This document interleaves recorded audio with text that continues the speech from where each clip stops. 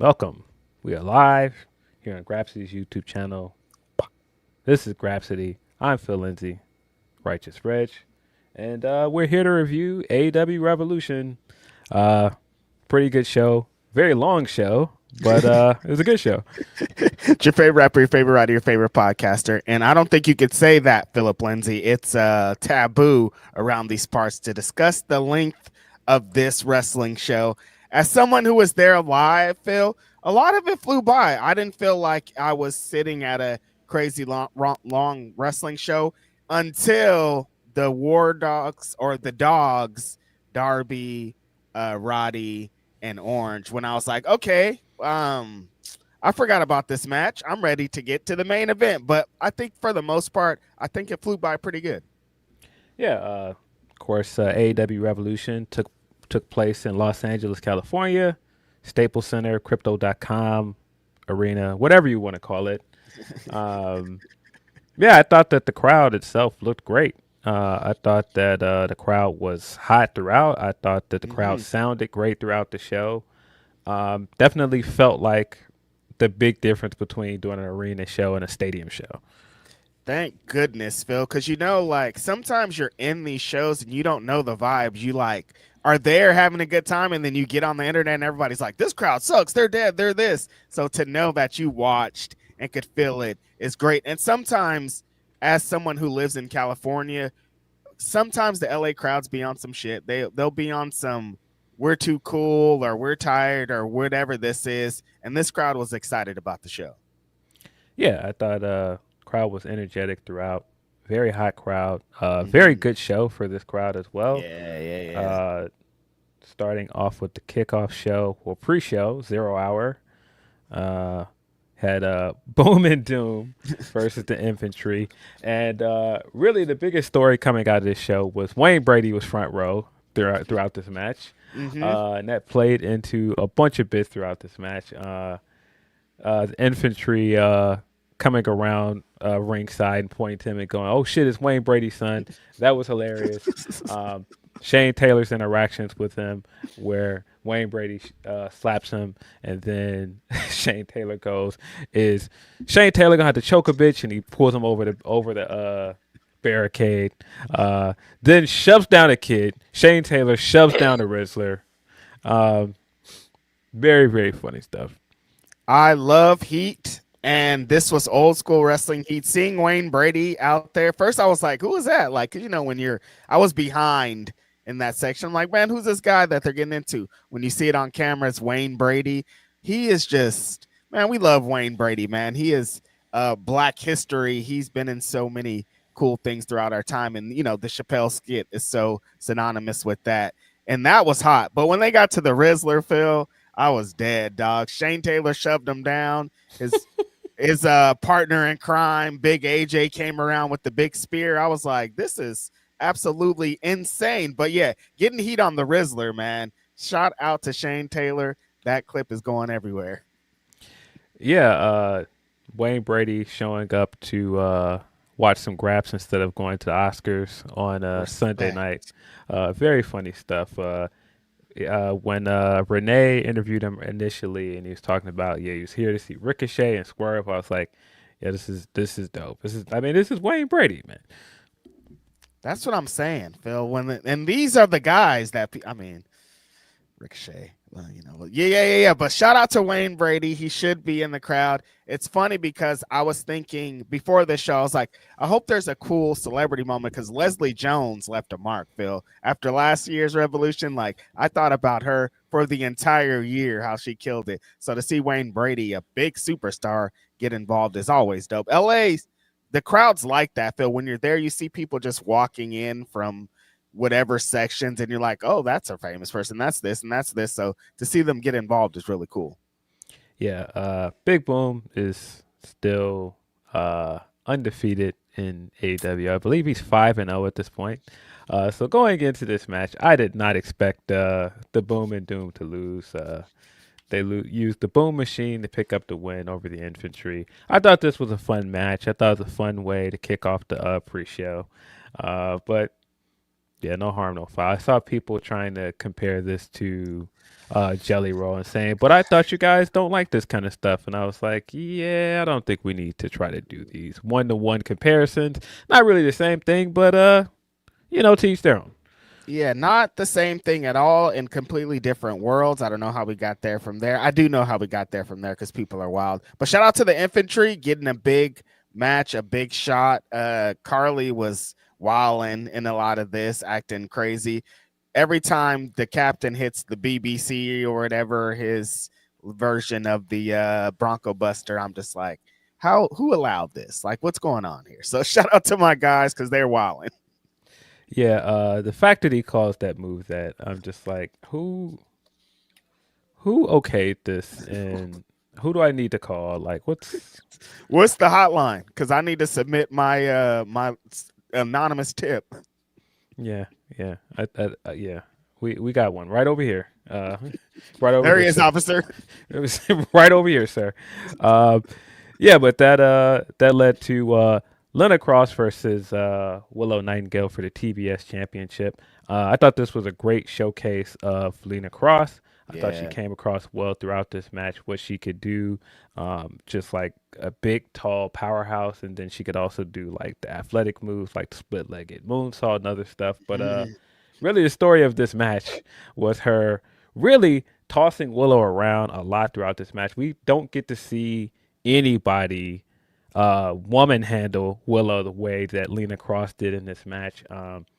And that came into play when she used the what do you call it, the buckle bomb on Willow, and then she continued to work the upper torso and shoulder area, and of course that played into the tag match later in the night. Yep. Super strong showing from Cross here. I think that she came across, no pun intended, very well to the live crowd. Like she already understands in a big stadium feel how to like look like a huge presence. And the way that she was in there manhandling or woman handling, I should say, Willow was crazy because you know how Willow comes like the crowd's excited. There's that. I know you guys have seen it on the internet so far. That chop that Willow gave her early in this match, Phil, like that was one of the biggest moments of the entire night. And this happened in the pre-show. And so for her to take that and just kind of, she was on some fly shit. I don't know how else to put it. I was like, damn, she hit the split like a moonsault. She was just kind of cruising in there. She's playing up to the camera. She's jawing with the crowd. I'm like, oh, she totally gets it. When this Megan, before even getting to the tag match, I was like, oh, this tag team is about to be going crazy because her and Megan Bain's energy is like aligned. So I knew it was going to be lit. But it was great to see Willow because she was going to have the pulling double duty.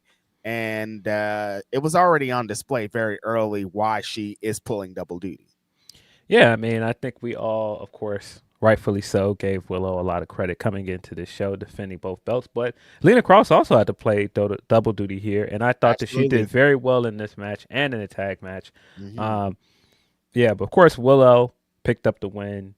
Like I said, very strong showing for Lena Cross. I thought Willow coming back at the end and like getting her comeback spots in, I thought that she looked fantastic. It's Willow Nightingale. How can you not like Willow Nightingale? Right. The people that don't, I'm just like, what's up with you? Is everything okay? Everything's not okay usually. Yeah. But yeah, this was a very good match. Then we got the 21-man Blackjack Battle Royal. 21. I thought I knew the rules to this match until it actually started. And then I was just like, oh, I don't know the rules to this match. I don't know what's going on at all, because I thought in the Blackjack Battle Royal that like groups of 5 came down at a time. And the match started and it was just like all of these people in the ring and coming down to the ring at the same time. And I was like, okay, so, and then there's no Joker at the end. It's just like everybody just in a match. It's just like a big, massive battle royal. Everybody's coming down at the same time. But also, Phil, there's guys on the outside of the ring hanging out too. And so like in the live crowd, when you can't hear what the commentators are explaining, I'm like, I really don't understand what's going on right now. There's a lot. I don't know who's eliminated. I don't know who's still in. So there was moments where that felt a little bit shaky. But I will say, Jack Perry, brother. They had the intro video for him. They prepped him for this. When that music hit, Phil, and the crowd start fucking rocking out. Again, we say it every time we bring up Jack Perry. How did they have him in any other place? Like, how could you not have continuously went in on this hot baby face that's gonna run the world very soon here? Like, it's crazy how right they went when they should have been going left, as you can immediately see off just the entrance, Phil. I was like, okay, we got some here. Yeah, He came out looking like Triple H out that bus, spitting water and shit. Yeah, I thought his entrance was great. He took his old scapegoat bus, cleaned it up, gave it a nice new paint job. Luchasaurus was driving it. He hopped out, had his hair braided back. Yeah, man, he was giving y'all the California swag, bro. He was giving y'all a little bit of the surfer swag. Yeah. Yeah, I thought it was a cool entrance for him. He looked great. That should have been our first hint that he was winning. I remember when we talked about it on Grapsody on Saturday. I was like, yeah, I don't see Ricochet losing on the pre-show, which of course played into how he actually won. Well, sorry, how he lost, because the match actually spilled onto the main show. So he didn't lose on the pre-show. But yeah, there was a lot going on in this match. We got Scorpio Sky coming down in its hometown, Lakers colors. Got quite a few people getting the home crowd pop here. But yeah, this was really Jack Perry's match. I mean, when it got down to the final three of El Clone, Jack Perry, and Ricochet, I was like, how are they going to play this? Even like the way El Clone got eliminated was cool, but then like the interaction between Jack and Ricochet on the apron, going back and forth, I was like, yeah, they got something here. And I thought the ending of the match really made up for really a messy match overall. But that's usually how battle royals go. When it gets thinned down to like the final four, then it turns into a good match. Yeah, and then as the battle royal was going on, feel like the time was ticking, and then it started to cross my mind how AEW's been doing the pre-show into the main show, and then I'm like, okay, it's gonna probably start kicking up, and then it does start kicking up, and when Jack Perry rallies and he got the crowd behind him, his mom's sister in the crowd, and he's lit, it's on fire. Again, when I see Ricochet like that close up, and like he had been in the match for that amount of time, but by the time he got to Jack Perry, he could have wrestled for 5 more hours. He's just so effortless the way he flows through every single bit of the match and take bumps and sells and all these things. And Jack Perry just had it though. They were still towards the end. I was like, oh, Ricochet's, I think, going to get him, even though we were on to the main show, because I still thought a match between one-on-one would be the way to go. But Jack Perry ended up pulling out the victory here. Yes, Jack Perry picked up the win. He is the new AEW national champion. Really good reaction for his win. He got to celebrate with his family, raise the belt over his head in the crowd. I thought that was a cool way to start the main show. Shit was tight.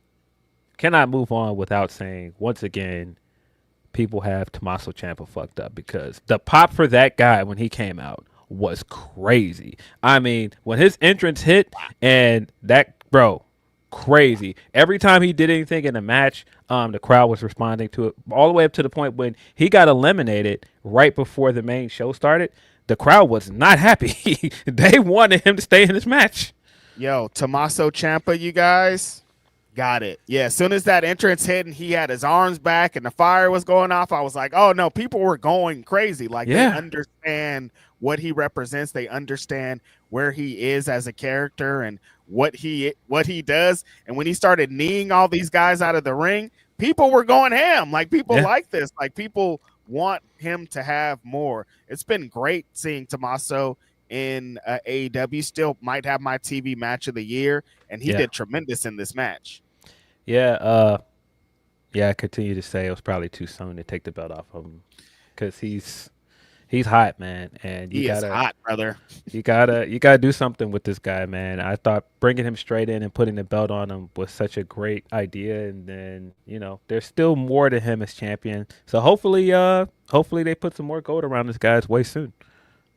Yeah, when he started throwing them knees and it was going crazy doing all this, I was like, this is good. Also, Commander, never forget that guy is Yeah, still seeing him do the tightrope walk gimmick into the big tornado is crazy. It's beautiful. yeah. We opened the main show with the AEW World Tag Team Championship, FDR versus the Young Bucks.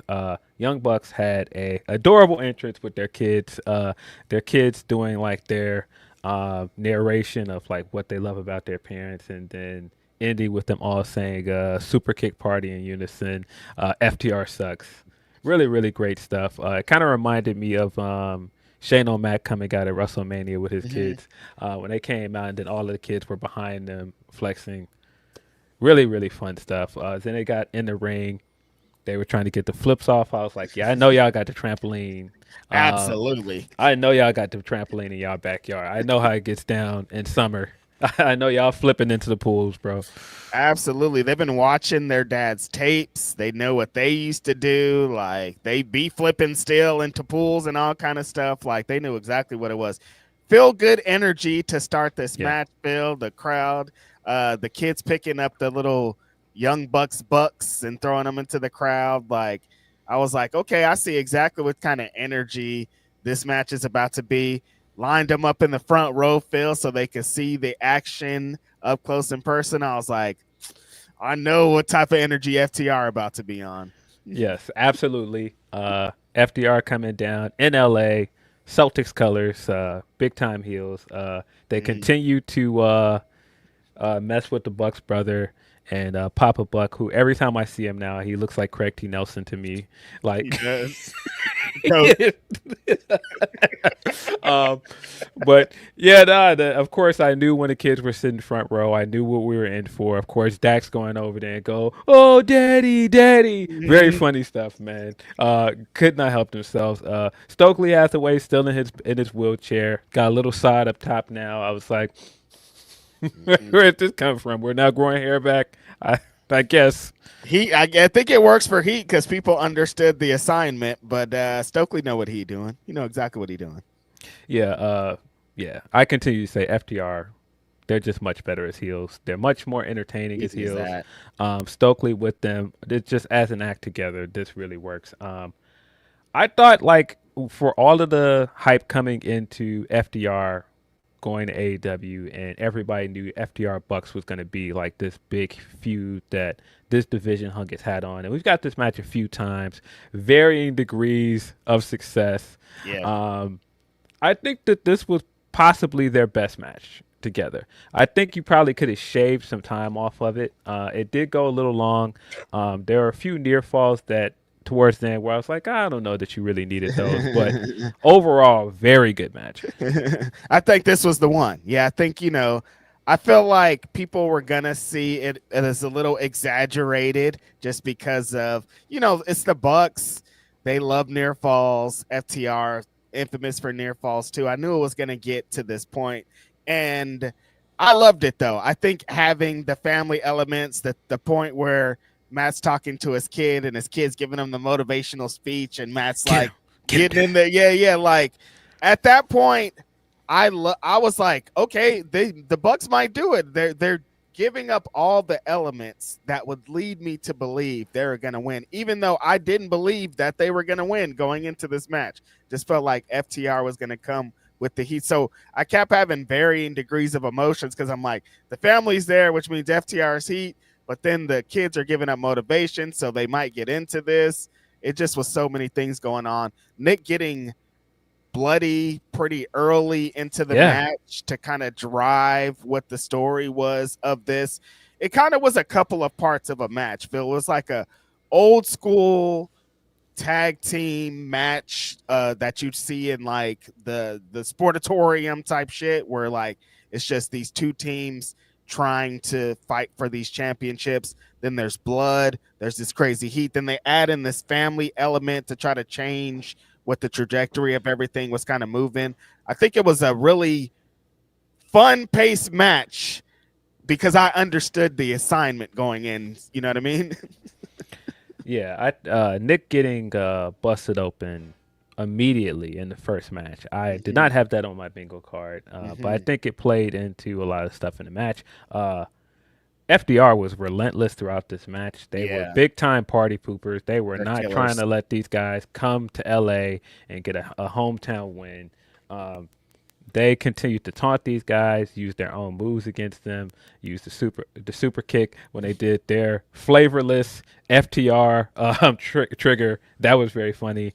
Um, yeah, yeah. It kind of felt like what we've seen FTR do with DIY, and I mean, this is kind of why I don't love some of the hate for FDR because I'm like, yeah, Hmm. regardless of what you might think of these guys' presence online or their reputation, when it comes to wrestling, these guys are really really good tag team wrestlers, Fantastic. and Yeah. their output speaks for itself. They have an Mm-hmm. impressive resume of tag team matches like this, and under the big lights in LA, I thought that they performed incredibly well with the Bucks. Yeah.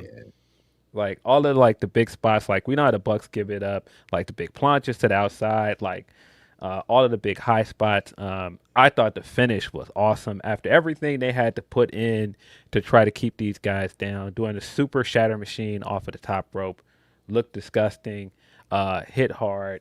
FDR picked up the win here.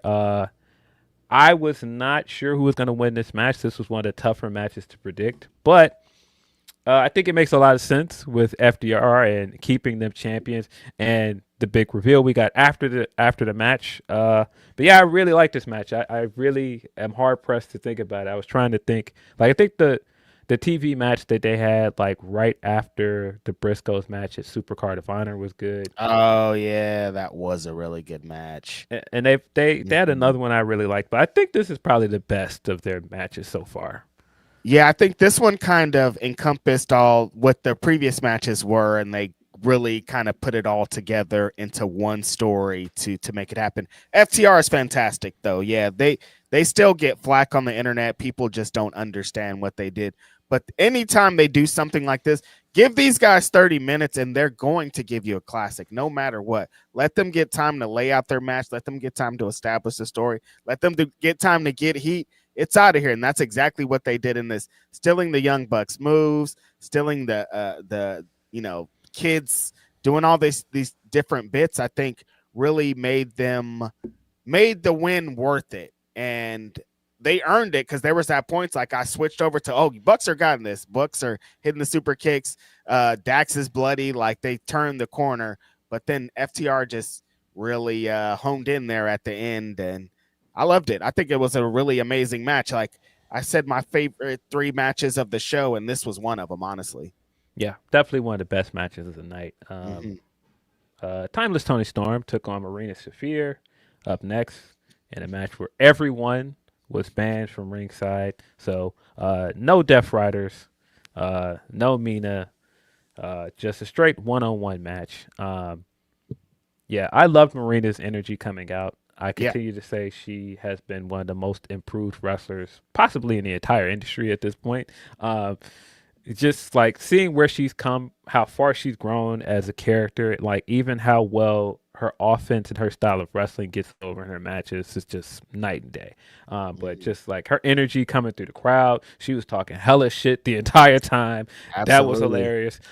Tony comes down, has her big entrance, big reaction to Tony as we'd expect. Marina didn't even let her get out of her out of Mm-mm. her robe, started Not beating time her for that. down immediately. Like, man, heavy kicks, heavy chops on her, trying to like ground her and like get all of the holds in. And I really like this because it was really unique to Tony's matches so far with AEW. Yep. Um, we haven't seen her wrestle this kind of style of match, especially as the timeless character. And you saw how much like this rivalry has brought something different out of Tony. And Tony, like you could see it throughout this match. Tony really hates this woman. Yeah. And so at multiple times where, it seemed like Marina had her like and she had the upper hand, Tony would do something either unorthodox or something like desperate to get out of it, and then would just proceed to just start like hitting this woman very hard with the chops. Like the near fall we got where Tony hits her with the three hip checks in a corner and then hits her Mm. with the Storm Zero and she kicks out.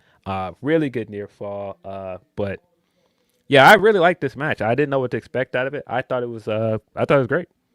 Probably Marina's best AEW match, I'd say. Like the Yeah, confidence that she had yeah, immediately as her entrance music hit, I was like, oh, she's about to do what she needs to do. The confidence she was working throughout the entire match, kind of trying to take control of Tony's limbs at multiple times, flipping Tony over into uncomfortable positions, trying to turn her into a pretzel. Tony, like being to who Tony is and utilizing wrestling, old school wrestling holds and transitions and reversals and uh she really worked a Marina style. She kind of came to her level and made it her match too. Marina had very dope strikes in this. I think that she had some unorthodox kicks, a couple of them stomps. I was like, those are getting in there. I think, when you don't have boots on, you can slip a couple in. Felt like she was slipping a couple in. You can see by the end of the match, Tony's hair is all messed up. Like she had been in a fight because Marina was not messing with her. That probably was my moment of the match, filled what you described, the 3 hip checks, and Marina keep being like, bring that. And then Tony hitting that Storm Zero. Just a hard hitting match, not too much shenanigans involved. I think Tony has because she's about to enter, I think, back into the women's division, and I think this was the way to be like, I'm ready to fight whoever it is. It doesn't matter what kind of match you have. I'll come to your level. I'll do your thing, and I'll get the victory. yes. Uh, yeah. Tony Storm on the outside, getting pelted with kicks, and out of nowhere, grabs Marina's foot, starts biting it, catches her off guard, gets in the ring, bites her foot again. Of course, like one of the more outrageous moments of the night. Uh, Outright biting this woman's nipple to get out of the mother's milk. I thought the way that they set that up was really great. Where Tony goes for the headbutt, and as soon as she goes for it, Marina locks her into the mother's milk. She works her way out of it, bites some nipple to get out, headbutts her, sets up the big Worked. package. Tony Storm picks up the win, uh, goes up the ramp. It is celebrating in Tony Storm fashion. That's when we get Ronda Rousey in LA. Ronda, of course, is no stranger to LA. The crowd was not thrilled to see her, but I got a really good laugh out of Tony sitting up like the Undertaker and looking around like, what's going on? And then she had that big smile on, like, oh, me? Okay, let's get down here and see what she's talking about. Great pull apart brawl. Security immediately came in there. And if only one of the few things I did not like about this, and I thought the camera work for most of the night was good. They were making great use of those 8K cameras throughout this show, but they did not get Marina slipping in and sucker punching Tony. So if Right. you're watching at home, you couldn't see what happened. Like commentary had to tell you that she got sucker punched, and it was really unclear. Um, but yeah, that's going to set up another match with Marina and Tony this week on Dynamite. I believe it's a no holds barred match. I'm assuming with the Ronda Rousey stuff, we're probably getting a tag team match. I don't know what we're doing. I was in the crowd. We were shocked. As she slid into the ring, I was like, wait, who is that? And then I was like, oh, that's Ronda. And then the crowd was like, oh, that was Ronda. And they did not love it, Phil. I mean, Crowd did not like this.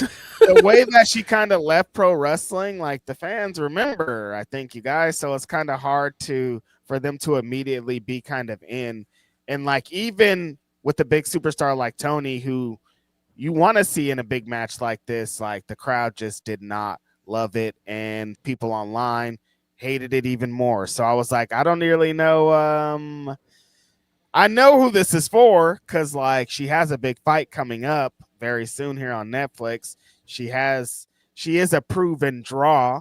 Like that's who that is for. But are these people, Phil? Like, is it gonna work in AEW ever? People were mad when she did that ROH match. Yeah, I mean, the thing is, a lot of people seem to like the ROH match, even beyond like her coming in and some of the stuff that she has on her jacket, like that Match people was will tight not though. let her forget. And yeah, I don't know. In the press scrum afterwards, Tony said that Ronda is not signed. They have interest in possibly doing other things with Ronda. Ronda invited Tony to the big match coming up with Gina Carano. Um, So again, I don't know what this means. It might be one of those things where Ronda just accompanies Marina down to the ring for a match or something. This could Hmm. lead to a tag match with Tony and Mina versus Ronda and Marina. I don't know. Um, I guess we'll find out. It was kind of a big moment in LA to have Ronda show up. Uh, I don't know what this means. I continue to say I would love to see Shayna here, though. Yeah, I would pop harder probably if it was Shayna, because Yeah, you know she doesn't have wild stuff like Ronda does. So you know, I guess like if they get one big match in before this fight, I would understand it. yeah. Scott George is saying in the chat, "Don't tell Kate the camera work was good." Um, Yeah, I thought the camera work for the most part in the matches was good. A lot of those crowd shots we were getting and like those close ups on the fans, those were kind of awkward, and Too many. it was way too many of them. Hmm. I think you could spread them out throughout the match, about throughout the night. I mean, but there was just way too many. I'm like, I like reactions, and it should be there's a thing, one or two, but like 20 reactions, you guys, is starting to feel a little. Just stick Yeah, to the match, you yeah. know. It was a bit too much, and like Mhm. because there's 8K cameras and it was like so close to the fans, it just was a bit. Right. It was a bit jarring. Um, Yeah, but yeah, send us in your super chats. Let us know what you think. That is the best way to get your chats read on this stream. Um, there's a chat that I just saw that I wanted to grab, but I, Mhm. oh, there it is. Uh, Jordan is saying she is very controversial. The face off with Tony looked and felt big. Yeah, that was my takeaway from this. Even if like Ronda is very polarizing, I thought that this felt like a big deal for Tony in Yes. LA doing a pull apart brawl with Ronda, and that just kind of tells you, just the stature of Tony Storm as a star in this company, even when she's not champion. Right. Absolutely. Like bringing in Ronda and making a moment like that. There's only a couple of these women in the division that it's gonna feel big, and Tony is at the Yeah, top of the division, so it did feel like okay, well, this is something, you know. At least if regardless of how you feel about Ronda, she again is gonna have a gigantic Netflix fight. Her face is all over LA already, driving in LA. So her and Tony, like, let's tease it. And like you said, Tony Khan said in the scrum she's not signed. This is an official thing. Marina brought her in as backup to help, and that's kind of the story they were trying to tell with the security guards coming and pulling her out of there because she's not a signed wrestler here. yeah, you don't work here, so you got to Mm-hmm. get out of this ring. You can't be Mm-hmm. just in there trying to pick a fight with one of our wrestlers.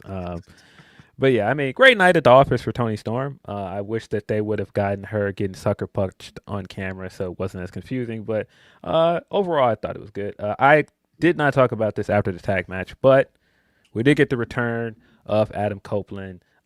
He had his graphic pop up on screen. That was a little bit, Brother, I didn't get nobody the revenge thing. yeah, Like, that was a little bit confusing, but you know what time it was. Once Metalink yeah, gets hit, that crowd popped huge for him. Big, massive superstar. Came down to the ring. Uh, God, that led to the return of Christian Cage as well. And of course, set up the rematch between CNC Wrestling Factory and FTR somewhere down the line. I thought that was great. But even better than that, um, when Christian and Cope picked up the tag titles, we got our first tease of the Bucks versus Christian and Cope, and I was about like, oh time. yeah, I don't know when we're getting this. It kind of feels like because the next pay per view is AEW Dynasty, that's in Canada. I have to assume we're probably gonna do Christian and Cope versus FTR there, but we're getting to Bucks Christian Cope down the line. Sign me up. Yeah, that's the one. When they said they were going to be a tag team, I was like, "There's only two matches I think they really need to get to. It's the FTR match, what they're getting to, and the Bucks match. Like that has to happen. Massive pop for Cope. Like, Yeah, I'm talking about people screaming, yelling, jumping. Like, oh yeah, you remember that this guy is the who this guy is. Like, people were going absolutely crazy. Like Alex, shout out to the homegirl Alex, Queen of the Ring. She had like the Apple Watch, and like the Apple Watch was like, "Where are you?" Because like people were like, the sound was nuts. Like people yeah. really love them some Cope, and I understand why he's still here and why they're still doing the Cope and Christian stuff. So when you're in the arena and you feel it and you see it, like you understand. Yes. John Moxley defended the AEW Continental Championship against Konosuke Takeshita in a no time limit match. Up next, I like this match. Mhm. I have some thoughts on the outcome of it, but I'll Mhm. save those for a second. I think the match itself was great. I mean, Mox continues to be underrated somehow. Yes. I think a lot of people, especially when the Death Rider stuff wasn't good, were talking down on Mox's ability in ring. And I think he's been on a run, particularly since the Continental Classic, and he really hasn't taken his foot off the gas yet. All the Eliminator matches he's been having on TV have been great. Even though I wasn't the biggest fan of the pacing of his last match with Takeshita at Grand Slam, Mhm. I thought this match was much better. I thought it put over like just how much of a challenge, how much of an obstacle Moxley is. And Yeah. then I thought Takeshita's comeback spots and his attempts to win towards the end was really awesome. Yeah, it felt like even though it was a no time limit match, there still was a sense of urgency coming from Yeah. both wrestlers. I think Mox was working like this guy's trying to kill me. He's crazy because Takeshita at around every corner was like, I'm gonna knock this guy's heads off. And I think Takeshita is wrestling Mox like Mox is the Terminator because Mox is the fucking Terminator, Phil. Like this guy just cannot be beat.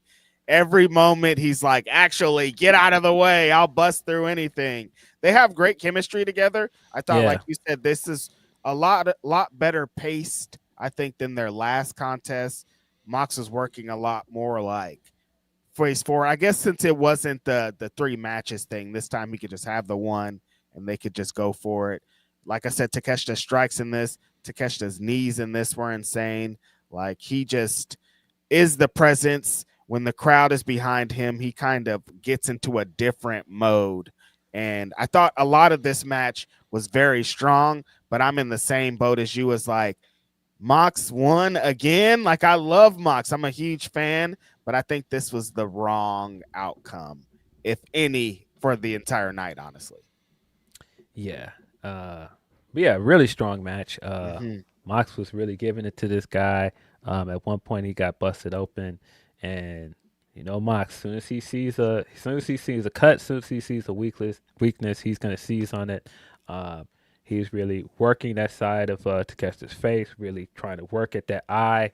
Um, but yeah, Takeshita's closing stretch of this match where he's starting to hit all of his big moves. Yeah, hit this guy with a big release German. The big power drive knee in the corner looked crazy. Um, yeah, Mox kicked up out of the big spinning what do you call it? Spinning brainbuster he does, Mm-hmm. Raging Fire. Uh, and then I thought it was over for sure when Takeshita got hit with the Death Rider because people rarely kick out of the Death Rider. But that was a great near fall. Ended up having to force this guy to tap out. Moxley wins via technical submission.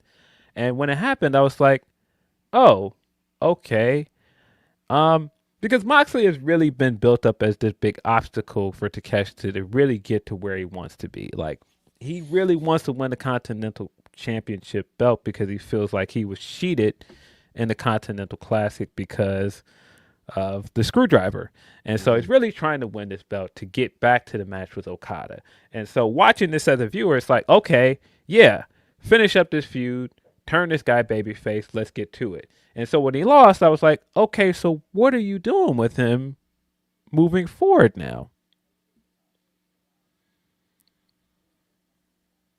I have no idea. I thought that I was sit on a couple of sides for the finish because it's like the old pass out gimmick. He had all of Yeah. his limbs. There's no way for him to get out.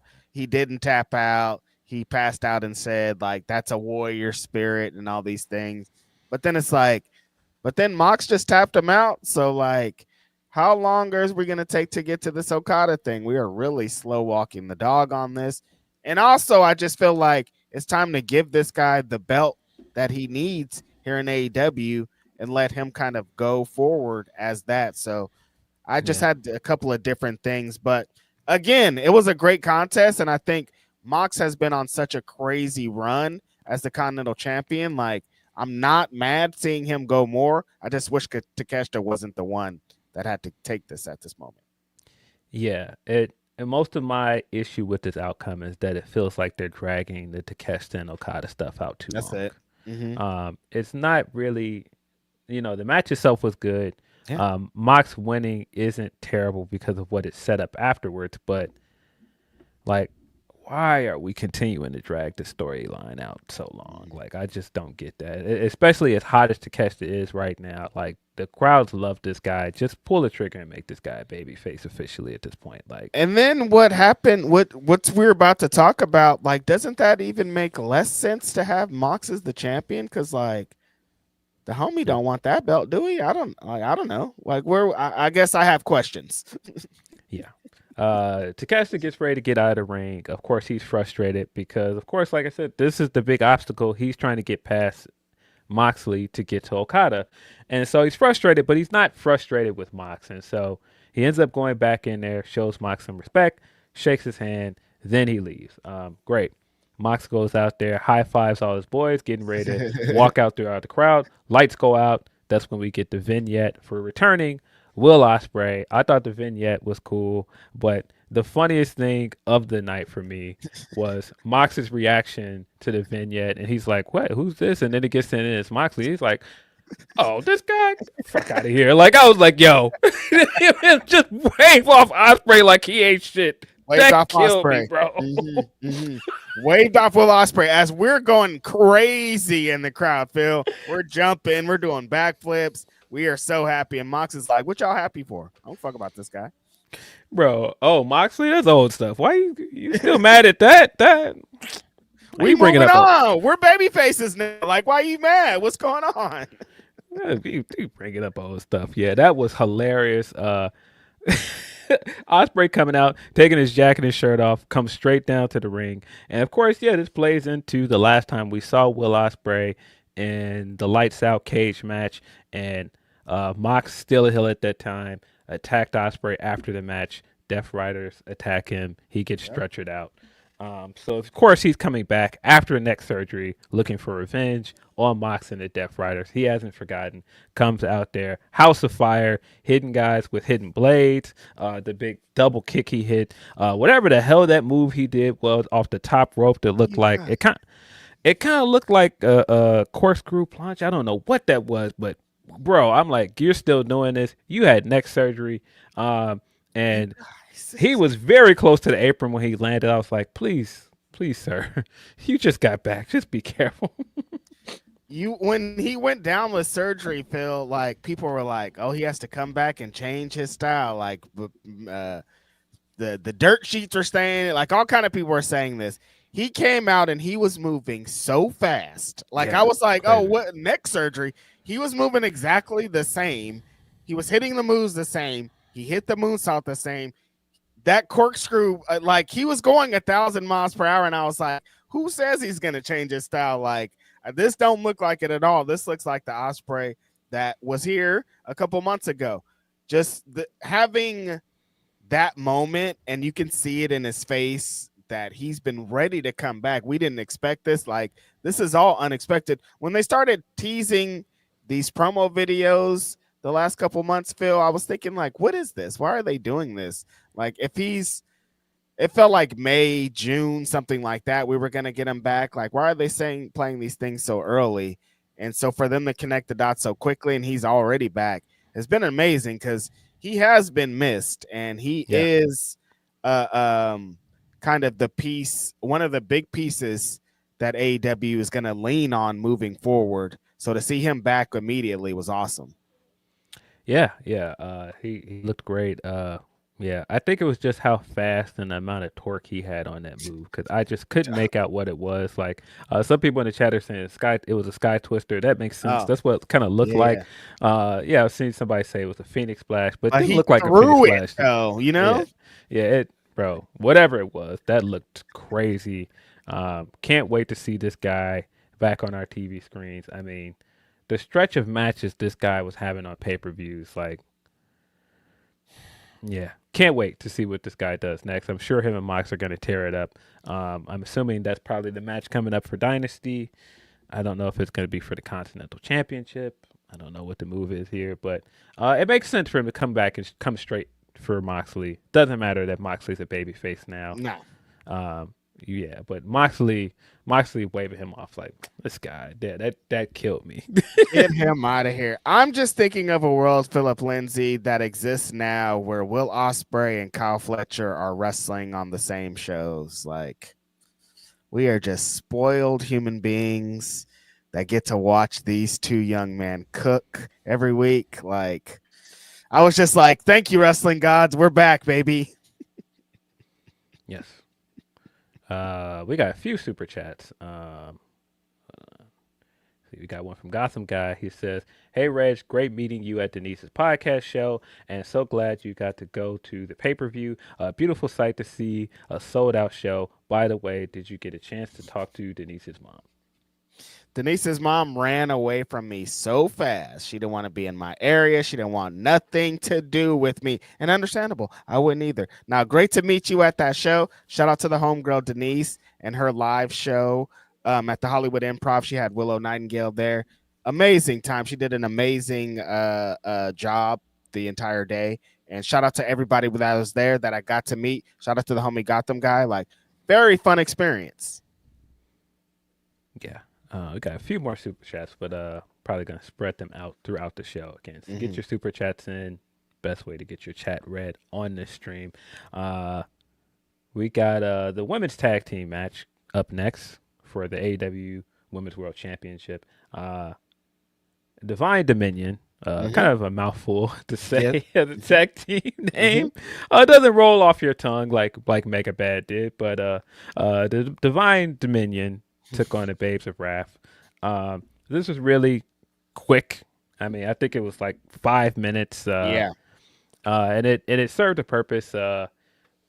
Willow is favoring the shoulder after the show on the after the match on the pre-show. Linda Cross focused on that shoulder throughout the match, and then after she won the match, Megan came out and then they stomped her in the corner until Harley came running down there with the lead pipe. And so, of course, that played into the match. Right before the match, they let us know that Willow was still clear to wrestle, and she felt well enough to go. As soon as we get this match started, though, the heels immediately take her out of the fray, throw her into the post, isolate Harley, and start beating down Harley. And I was like, yep, this is that kind of match. This is that kind of match. Harley is really taking a beating in there.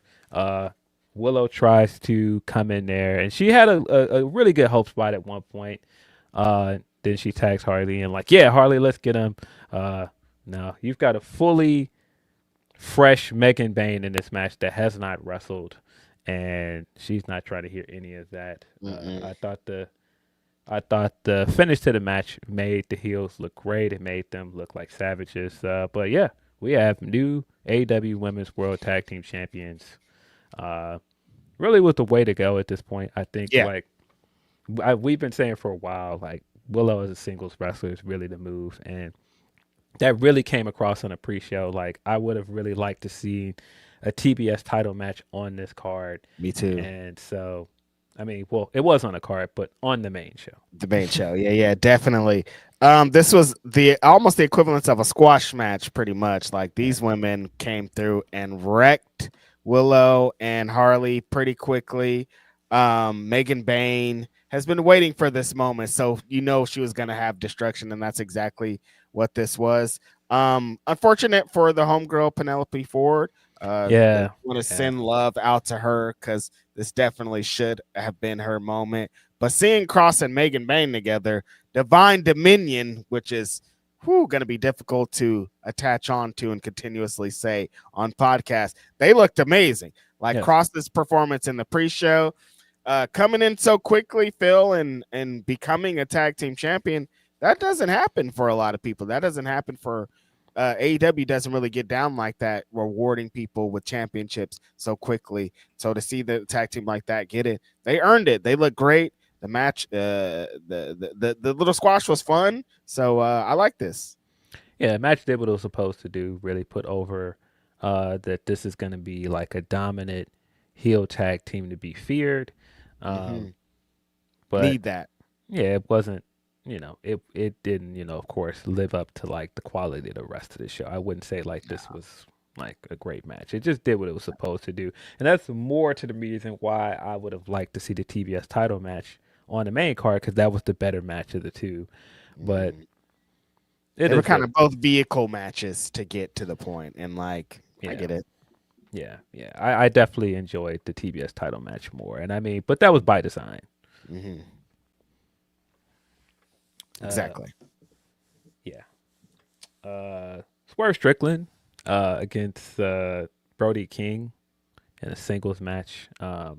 Very impressed with how violent this match felt on Hmm. a show with a Texas Death match and other matches that actually had a stipulation. This match felt incredibly violent throughout. These guys were in a fight, um, and I was wondering how they were going to get that across because the whole story to this match was both of these guys have a claim to the most dangerous man in AEW. Um, and I thought it came across really well.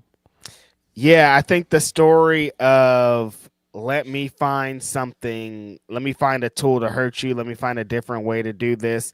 A lot of this match was featured on the outside, was super strong. I mean, coming in, Brody King, it's LA. We Yeah, know what kind of vibes it was. Another big pop for him, another big pop for understanding what he represents.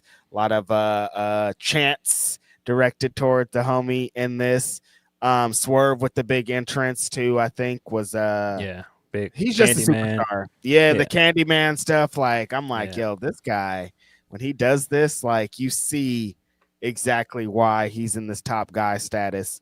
They were trying to figure out ways the entire match feel to kill the other guy. Like they're pulling up the pads on the outside.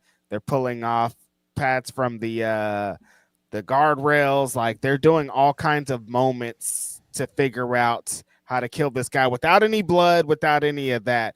Very strong strikes throughout. The house Whew. call to pretty much start the match. I thought Brody was out of here. Brody had a couple lariats in here that I'm like, these boys are going for it. This was one of the strongest matches of the show, Phil.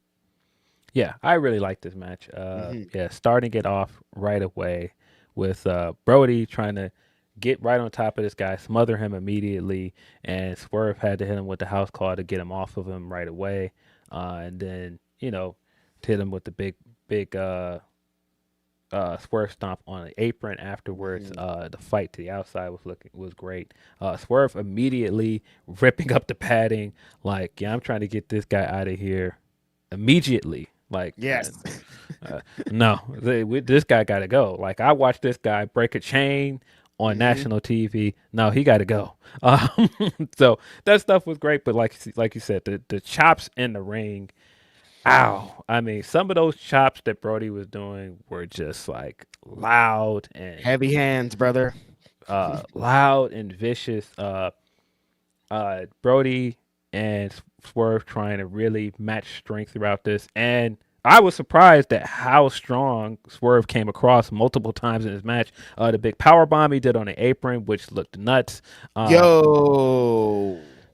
Yeah, the fact that he got him all the way up out of that looked crazy. Some of the other feats of Mm. strength he did throughout this match, but really he had to rely on his speed more in this match because this is a guy that was like a cruiserweight at one point and moved up to heavyweight. But as we've continued to say with this guy for the past few months, he's effectively arrived as a heavyweight. Like, and this match really showed it with some of the big power moves he was doing. The vertebraker onto the ground outside looked disgusting. Um, wow. That set up Mhm. the swerve stomp in the ring. That was one of the few kick outs at one that I really liked on this show because it made Brody look like a beast. Um, he had to really give this guy everything he had to put him away. And I figured Swerve was going to pick up the win here. I know a lot of people wanted Brody to pick up the win, and that was understandable with a lot of the mainstream attention he picked up, the buzz he had coming into the show, the match he had with Max in Australia.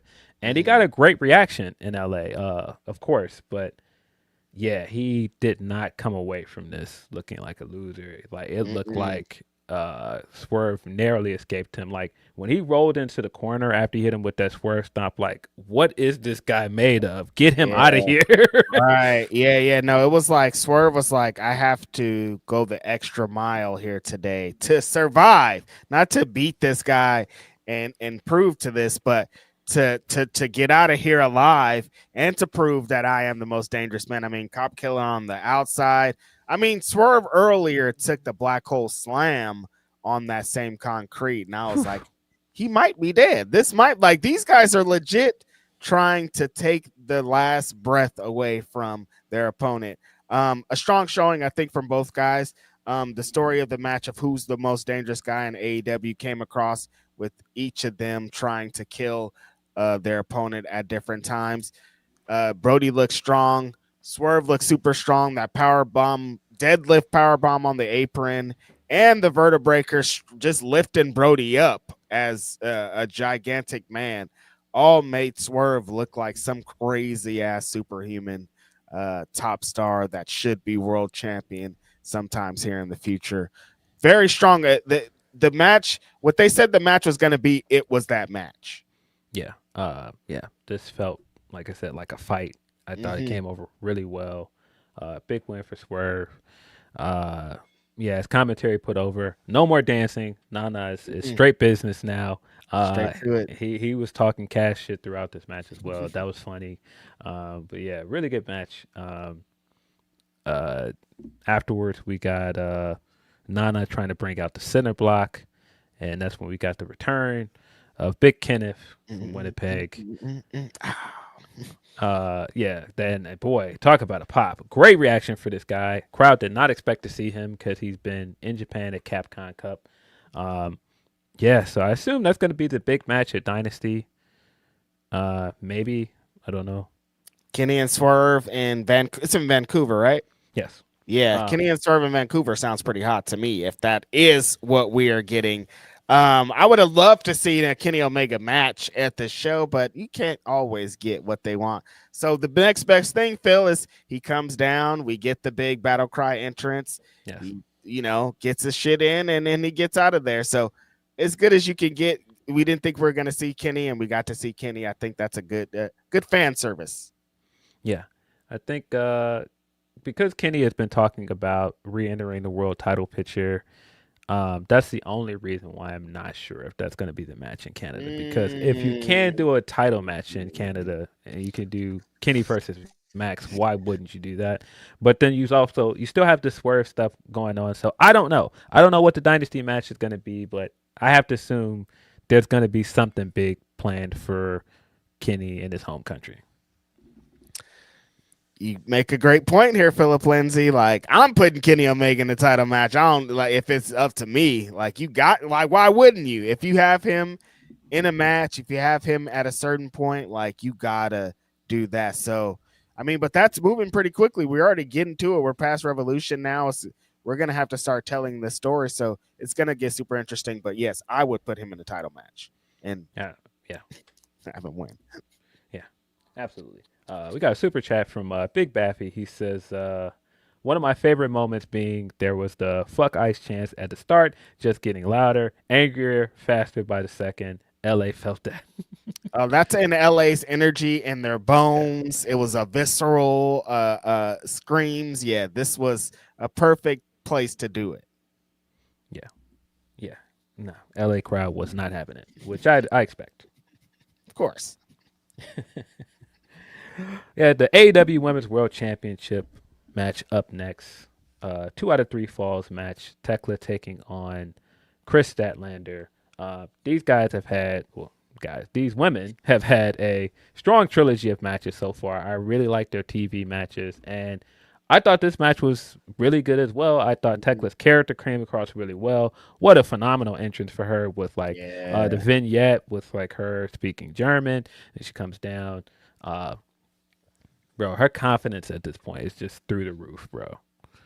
She's cool, dude. Like you could just feel it. Her walking down there, she knows exactly who she is. She's the world champion, you guys. Like, and she's moving like the world champion.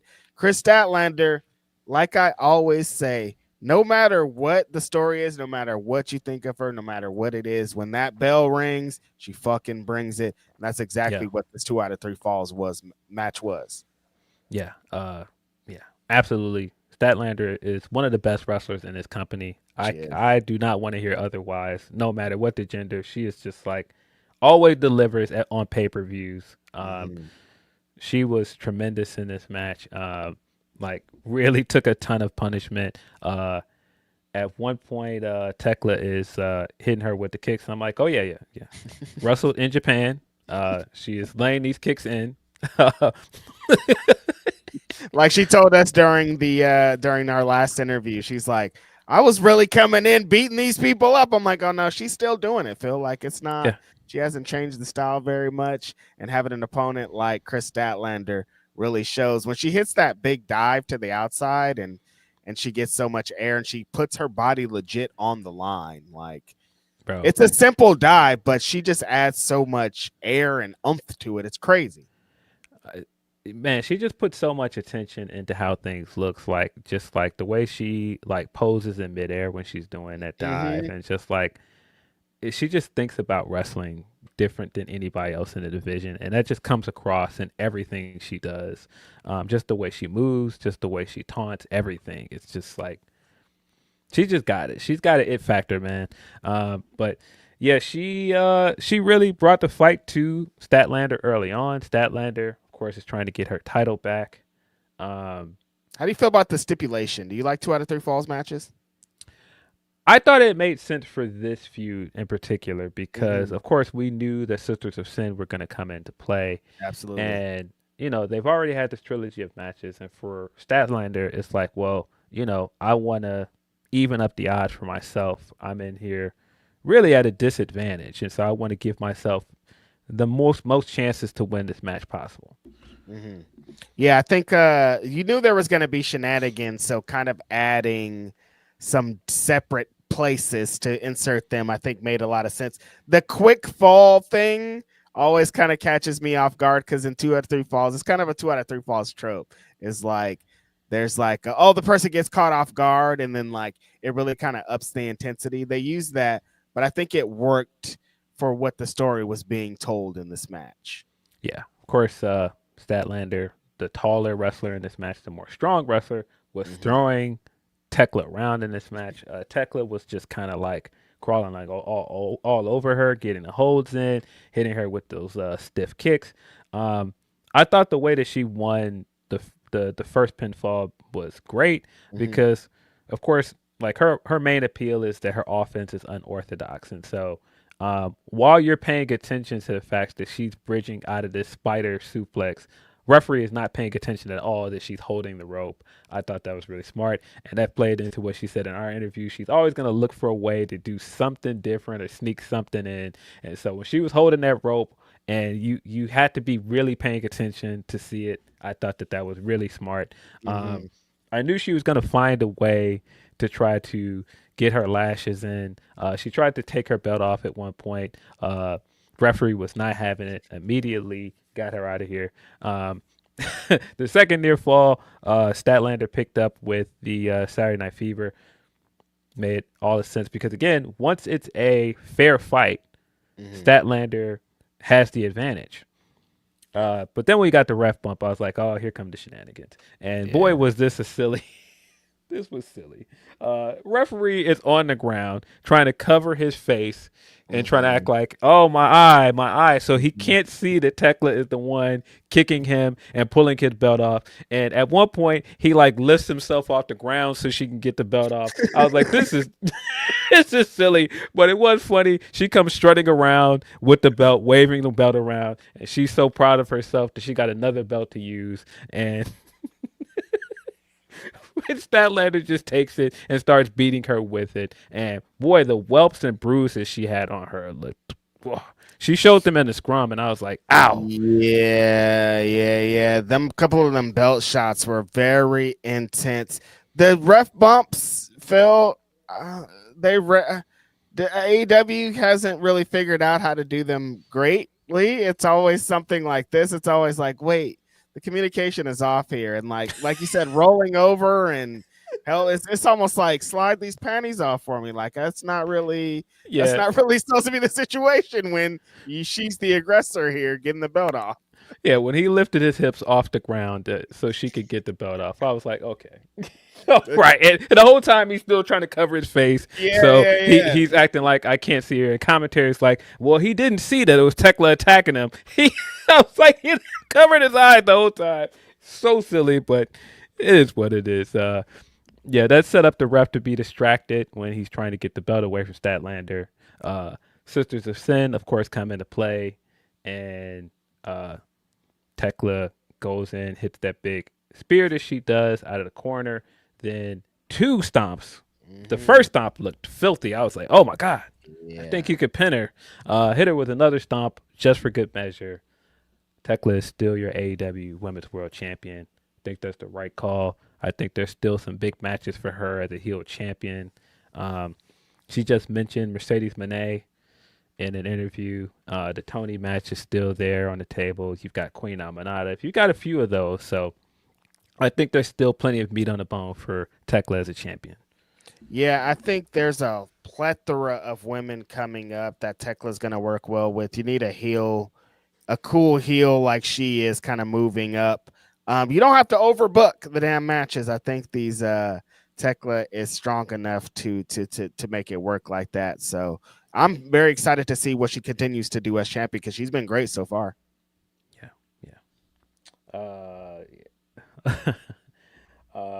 Lil MT Shocker says Tekla Statlander is a good title feud. Once you get past Stat losing the title, they were cooking. My comp for Tekla is NXT Asuka.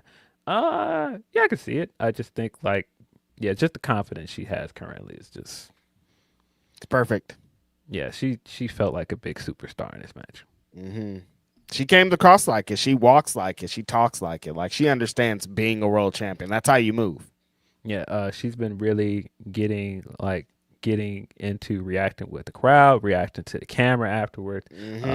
She was doing that a lot in the Thunder Rosa match and like coming out and just doing the shimmy. She was doing that a lot in this match. Very funny stuff. She's dope. We got the trios match up next. AEW World Trios Championship were on the line. Mystico and Jet Speed took on the Don Callis family. Don Callis family came out looking clean with their Letterman jackets on. That was hard. I thought their entrance was dope. Mystico's entrance, of course.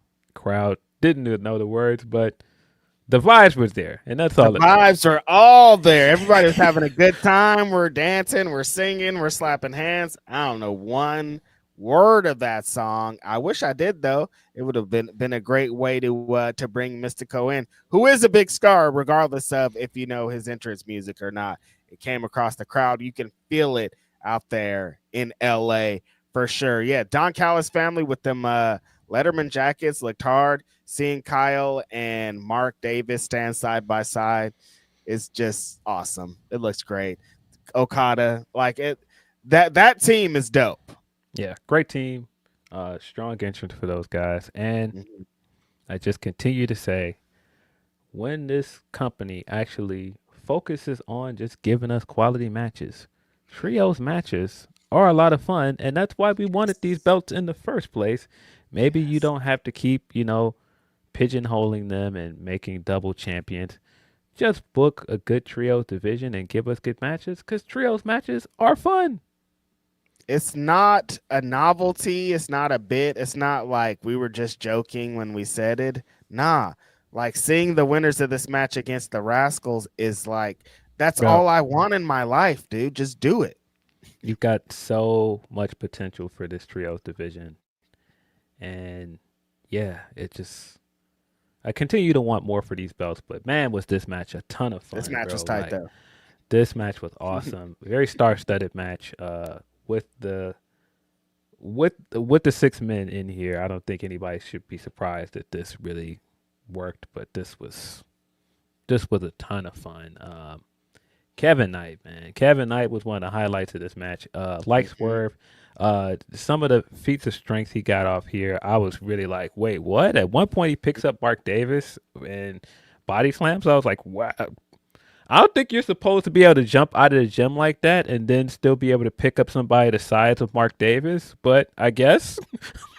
And he's like, it looks easy for him. Like he's not like out of breath. Like he's like ready for more.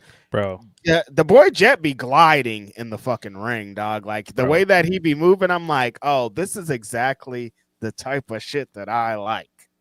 Bro, the finish of this match, him clearing 2 guys, dog, to hit that UFO splash, incredible. Like gliding. And the story of the match of he has a great drop kick and Okada don't like that he has a great drop kick. So at every corner, Okada's like, take this drop kick, G.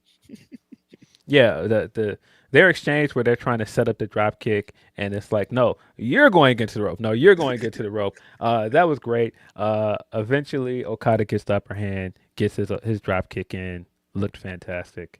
The matching mask that they had with Mystico, I thought that was great. The heel did not like that very much. Did not last the entire match. Also, like I was saying about Kevin Knight, Mark Davis, man, this guy is a beast. That little run he went on where he was clearing the ring, just hitting people with big strikes, throwing people around. I was like, bro, this guy, he's incredible.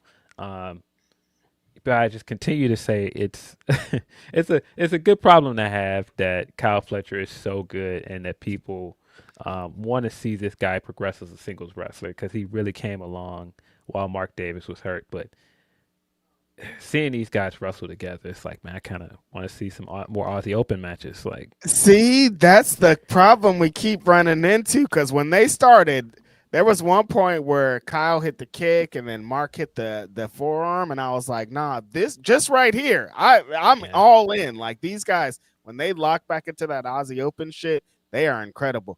When Kyle gets into Mario with the star mode and he's running all over and he's hitting that. Yeah, seriously.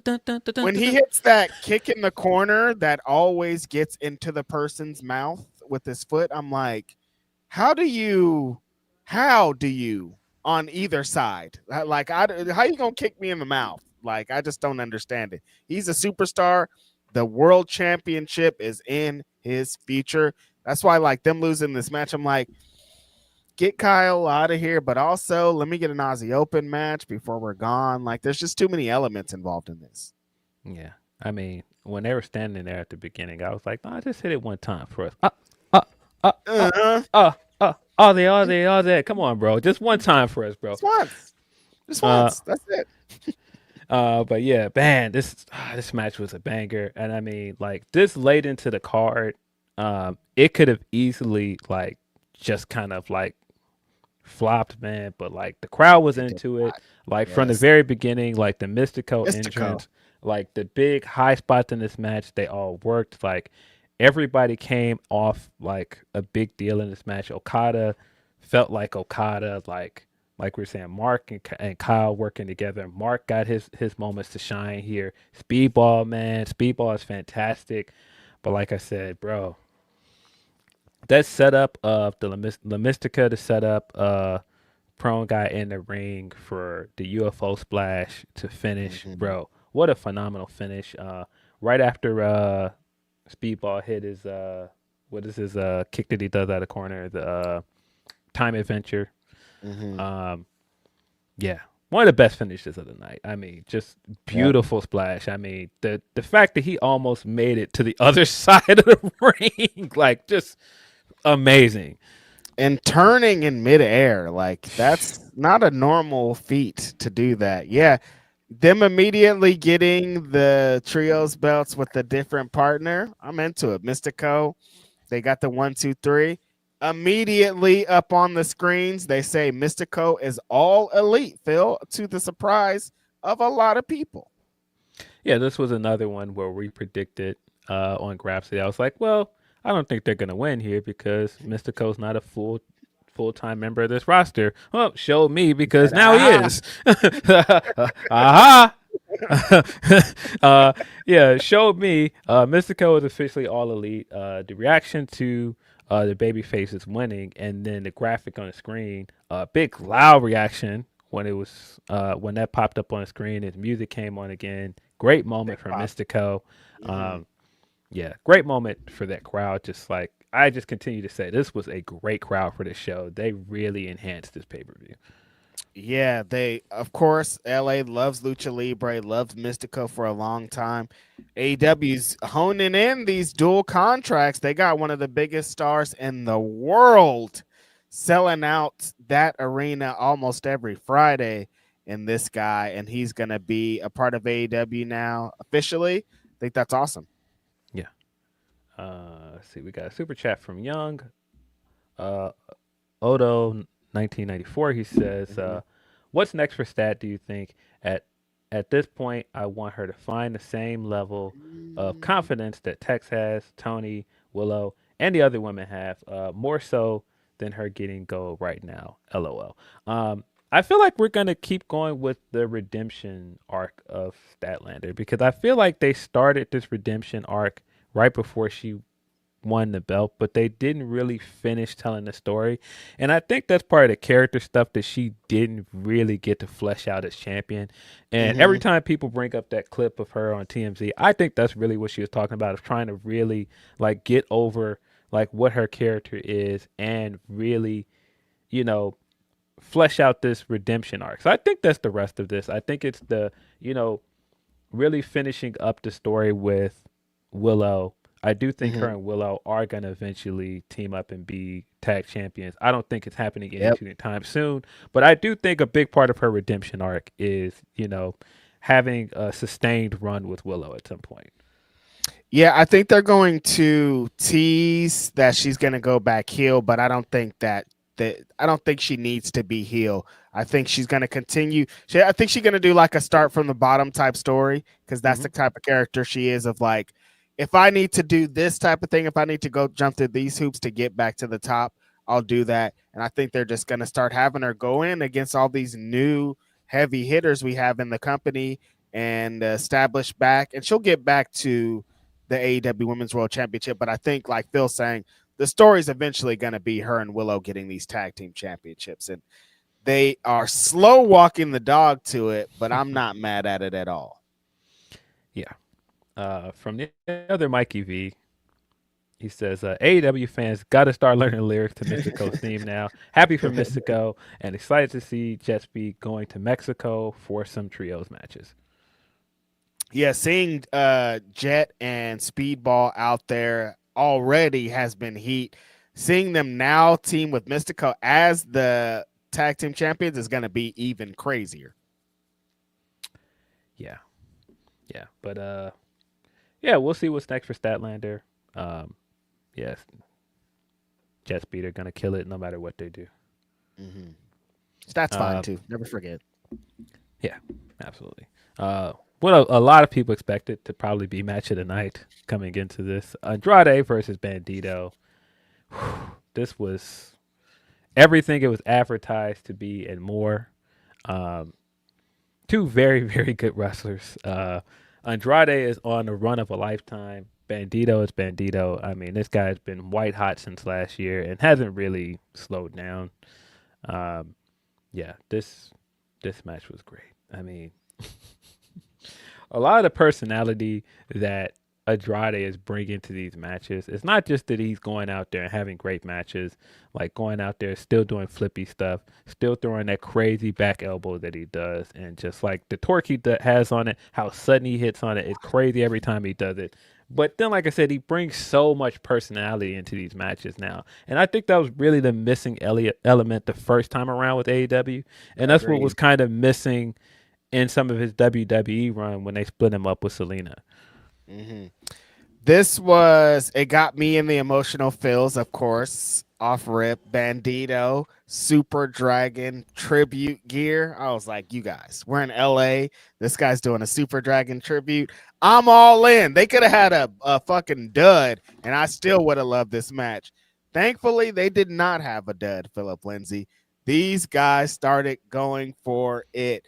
We forgot, you guys. Bandito had one of the craziest 2025s. Brother was cooking around How could every you forget? corner.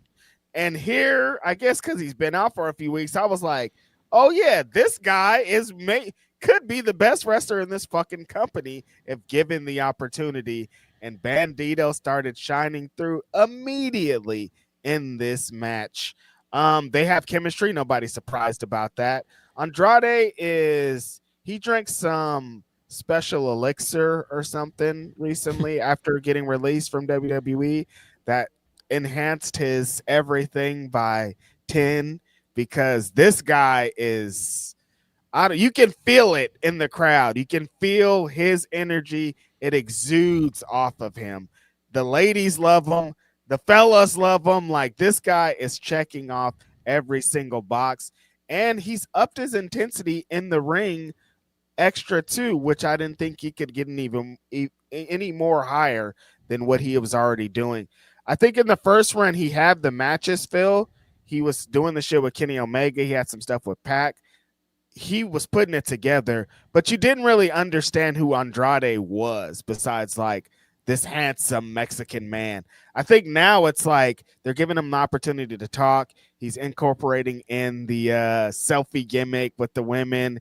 He's talking shit online. He has great suits and like every other element that needed to be checked off, he's doing it now. And he's bringing that personality into the match. I'm a man, a straight man in America, and I was chanting for him to take his pants off at one point in this match. Yeah, the LA crowd chanting "Take your pants off," and Andrade as a heel was just like, "No, no, no! You don't get me to take off my pants until I want to take off my pants." Very funny stuff. Bandito at one point tries to one up him and take his pants off. His pants get caught around his calf, and Andrade's just sitting there looking at him like, "Look at you, you look foolish," and then just runs up on him and kicks him and starts beating up him. It's fucking hilarious. Yeah, but man, just the speed at which he hit him on the rope with that kick goes straight through. I mean, just kicks straight through this guy's head. Unbelievable. The intensity, like I said, bro, that fake he does with the kick into that back elbow every time, bro. Just like I said, how sudden it looks, how nasty and brutal it looks like. And I love that wrestlers are so good. They have different cells. Bandito's back elbow flip into a different world was tearing my life up. When these guys started cooking, I think maybe my favorite moment, if you guys haven't seen in this match or you haven't seen any clip, Andrade's down. Bandito hits the 21 plex and lifts Andrade off the ground into the 21 plex. I jumped in the air, you guys. Yeah, that was crazy because he's trying to set up the 21 plex multiple times throughout the match. Andrade is laying prone on the ground, and so he just rolls into it, hits it off the ground. Just fantastic. That rolling kick he hit at one point, like that there's absolutely no way to dodge it. That inverted GTS, like Bandito is just unreal, bro. Like he's just he's just unreal. Both these guys at the same time doing these crazy things, but that I've never seen that. I don't even what the rolling lift up rolling GT. I don't know what he did, but like Bandito was still busting out brand new maneuvers. The moonsault fall away slam is scary. Like they hit so hard, so close to the corner where the ring has a lot less give. I'm like, these guys are going to injure each other. Just amazing work from both sides. Yeah. The fact that Andrade can come in there, still hit you with these like heavy chops and elbows and kicks, and then he still like just floats in the air when he's standing on the top of the turnbuckle and he's like he's like trying to get his balance, and then he just goes into that moonsault he does, and then fakes and hits the second one. Like the way he just like floated through the air when he hit that moonsault was just like He floated. this guy is just incredible, bro. Just I'm glad that he kind of took all the shit and turned it into this. The finish was incredible too. Like, I didn't know. I mean, because it's Bandito's still the Ring of Honor World Champion, Phil, and he didn't take a lot of L's last year, and I didn't really know what the result was going to be. Andrade hitting the super DMs, is that what he calls it? Yeah, DMs, yeah, hitting the super DMs off the second rope perfectly, encapsulating and destroying Bandito. Like a super sick finish after an incredible contest. Didn't mention Andrade hitting the moonsault over the ring post. Like this was everything you could imagine. When we did the preview before, we were like, this match is probably going to be the match, and it legit was the match. Yeah, definitely one of my favorite matches on this show. Andrade picked up the win. I think that was the right call. If we're doing a second match on a Ring of Honor show for the Ring of Honor World Championship, I would absolutely take that. Let these guys wrestle as much as possible. Just give us Card of Honor. We got to do that this year, right? Where is it at? What's going on? Book it. Yeah. Give us more Andrade as well. Andrade is just, bro, like I said, run of a lifetime. This second post WWE run has just been amazing. I was kind of like, I love this match, and I'm so happy that we got it. But I'm like, this fool should have been in the main event, honestly. Like, I love what happened in the main event, but like that energy and him attempting to go for the world title might have hit a little bit harder. I mean, the alternative was we got this fucking amazing match, so I'm not complaining, but I'm just saying. Yeah, can't complain when we get a match this good, but I do agree. I do think he should have been in the main event.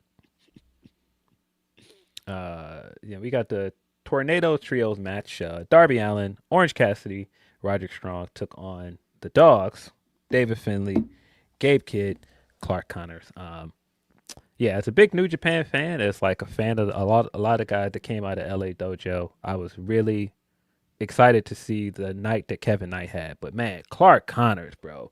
That spear he did out of the ring to the outside was fucking crazy, bro. Yeah, like I said, when this match happened, I was like, okay, this show, we've been here for some time. We've been here for some hours. I'm ready for it.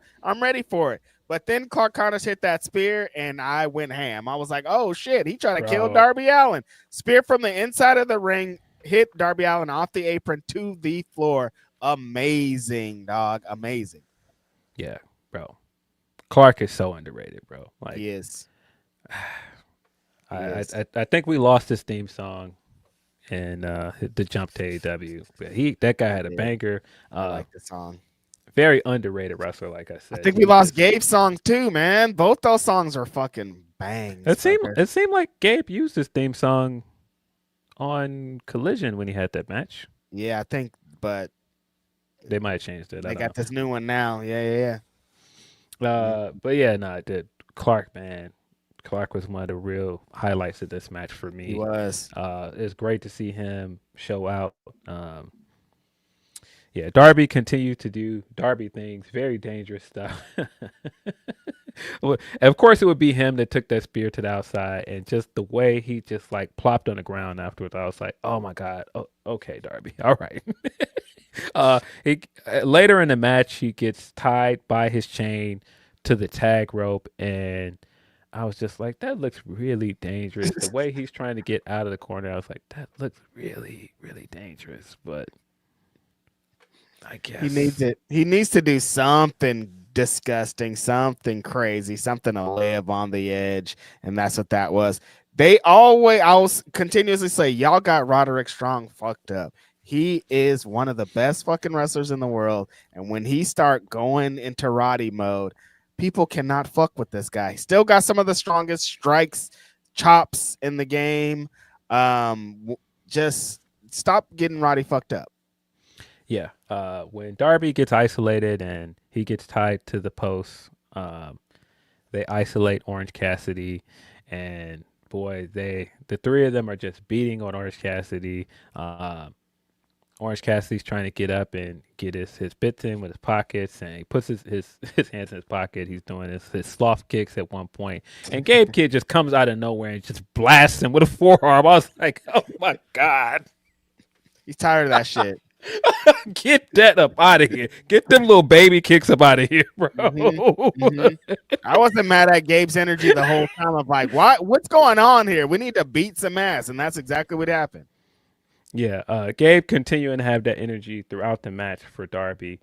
Darby, of course, eventually gets freed because Orange Cassidy gets some tools from under the ring, cuts him free, slips him the whatever the thing that he eventually uses to get Gabe Kidd out of the match, which I thought was brilliant.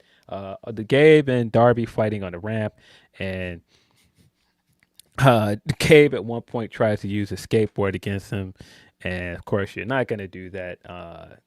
He ends up getting hit in the back of his neck with the kickflip, which I was like, that looked really, really painful. And then we don't see it, but while Darby he's hit down, a grind on his neck, pretty much.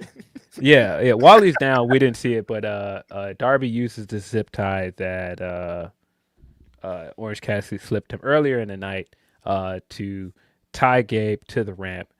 Gabe is foaming at the mouth. He's just like literally like a chained up dog. He's just like, you better get me out of here. He's yelling all the whole time.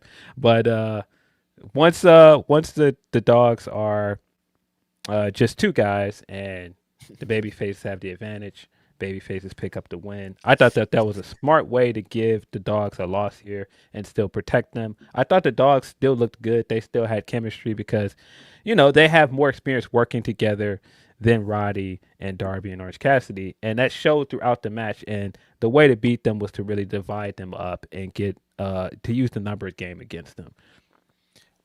People were mad at this, Phil. Like when I got online, they were like, how could they beat the dogs in their first match? But I'm like, it's like Darby and Orange Cassidy. They're like AEW royalty. Like, of course they would be the ones. Like I didn't feel as egregious for me, but then I got on and a lot of people thought them losing in their first match was egregious. David Finley's first pay-per-view match.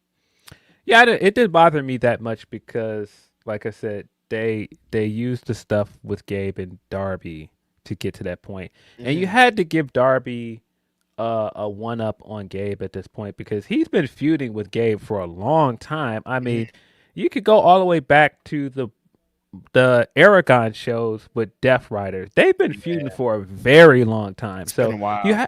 You have to eventually give Darby something over Gabe Kidd. And, of course, that set up the coffin match we're going to get on Wednesday. Gabe Kidd in the media scrum. Hilarious. He comes in, he's yelling at Tony Khan, and he's yelling at the press in there. And at one point, like they had like the wide shot of everybody sitting up there, and then they zoomed in on Gabe because Renee is very clearly trying not to laugh. It's so funny. Yeah, they had to get in on Gabe's eyes because they had to get away from Renee. Now he just let him. He's like, "Fuck New Japan, fuck Tanahashi." I'm like, "Nah, he going crazy." He was giving it out to everybody. Yeah, very funny stuff. The babyface is going up the ramp after they win, and he's just still tied to the ramp, yelling at them, cursing at them while they're going away. And Orange Cassidy just basically walks past him and is just like, well, bye, Gabe. See you later. See you, dude. Funny stuff. Officially, Orange Cassidy and Roddy are going to be a tag team moving forward. That was announced in the press scrum as well. But yeah, I didn't mind this. I get the idea of the dogs should win their first match, but like I said, I think the way we got there was inventive, so it didn't bother me. Right. It's a fun match too. Yeah. I really enjoyed it. Yeah, that was really penultimate match before our main event. I think that's also why it worked because it was kind of a palate cleanser right before the main event. Yes. Because we're in for a very long match, 46 minutes. Last chance Texas Death Match for the AEW World Championship. MJF defended his title against Hangman Adam Page with the stipulation that if Hangman lost, he cannot challenge for the AEW World Championship ever again. Yeah. that I wasn't shocked by the outcome because we talked about it No. going into this match, and I was just like, well, if you're gonna once you put the stipulation on the table, the way you've built to this match, I just can't see Hangman winning here. But I really loved the setup of this match. The entrances were great. It felt like a big match. Hangman came out with the big entrance. Ballad of Hangman, that was awesome. Max came out with his Terry Funk gear, and he had the video before he played out. I thought the video was very funny. I thought all of that stuff, the presentation around this, made it feel like a big main event. Mm-hmm. Max, even during the introductions, continuing to get his heel heat in, all good stuff. Yeah, I thought the dude with the trumpet playing Hangman Out was tremendous. I think the slow, all that walk down, like I was like, oh, this guy's a huge star here. Like this is exactly the type of entrance you give to a world champion caliber guy in Hangman Adam Page. Max coming out doing bits, I thought was interesting too. Of course, he's gonna try to get his little Hangman blah blah blah stuff off. Not mad at it. Terry Funk cosplay. Some say Chris Candido.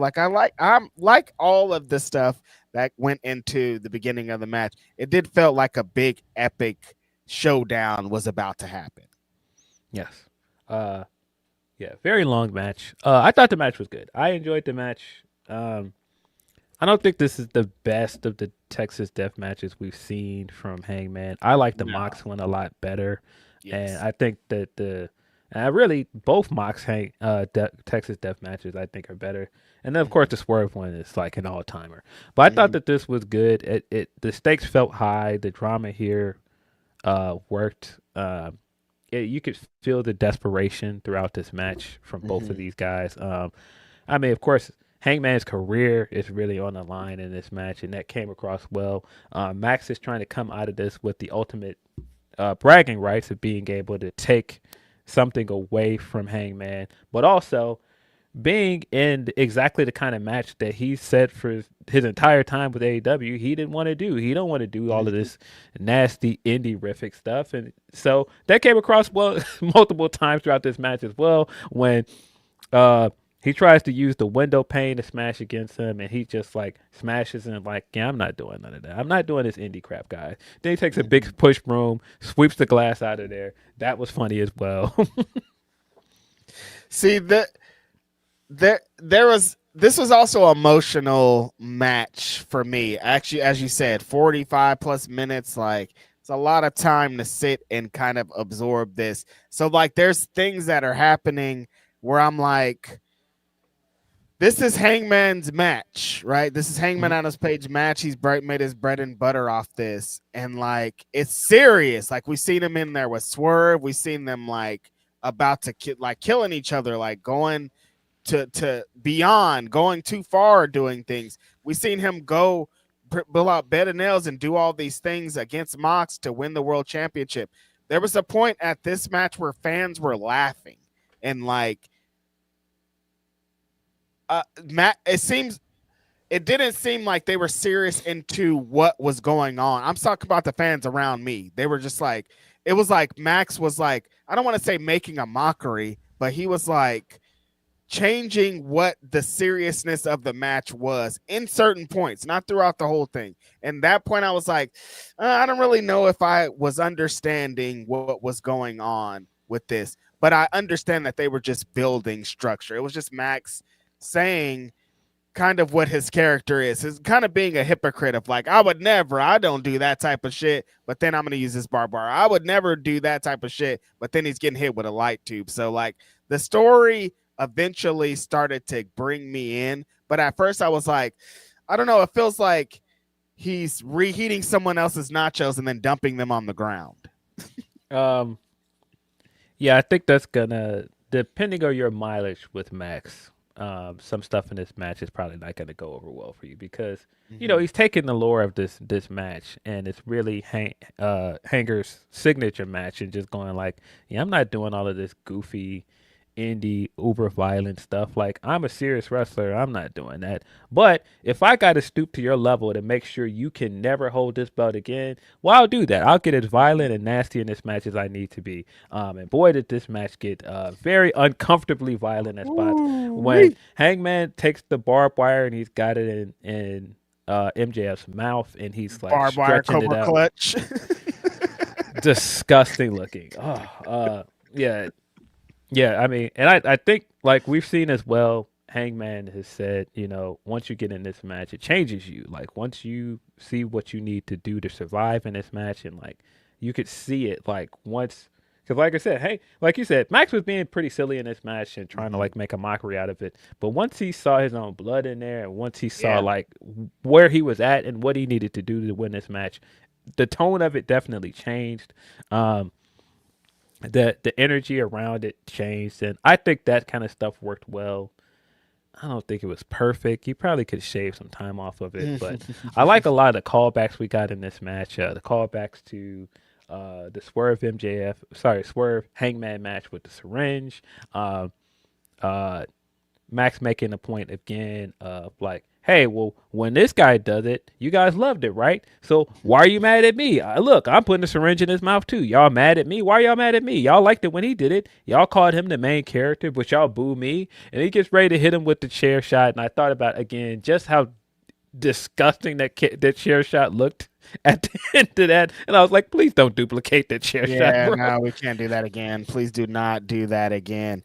Yeah, I think that's the part when I was explaining earlier. That's the part that got me into it. Is like when Max saw the look in Hangman's eyes, because Hangman has a certain Texas Deathmatch look where he's like, I didn't want to be this person. I didn't want to become this because this makes me into a crazy person. And when he saw the look in Hangman's eyes when he had that barbed wire, and he was like, this man is really trying to kill me in here. He's trying to take my championship. I got to do something to get him away from me. That's when I think the match kind of changed.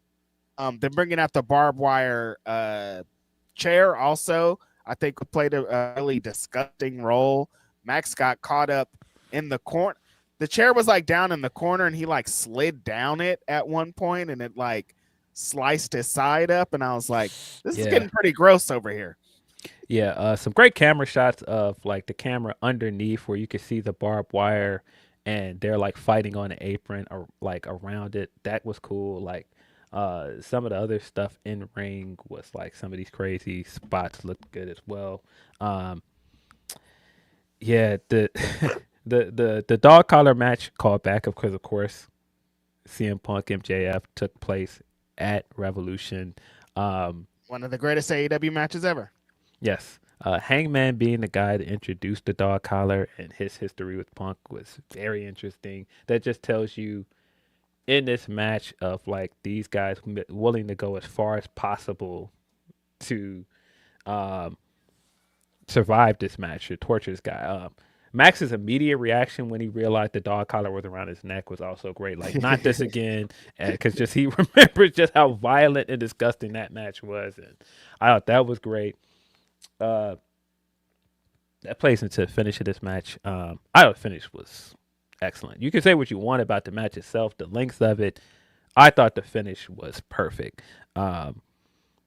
Really, Hangman getting hoisted up by his own baton. This was really his own reckless call to do this match and to call it being like, this is my signature match, acting like this is, I can't lose, and being reckless enough to put his future on the line with this match and really getting caught on a chain that he introduced into the match.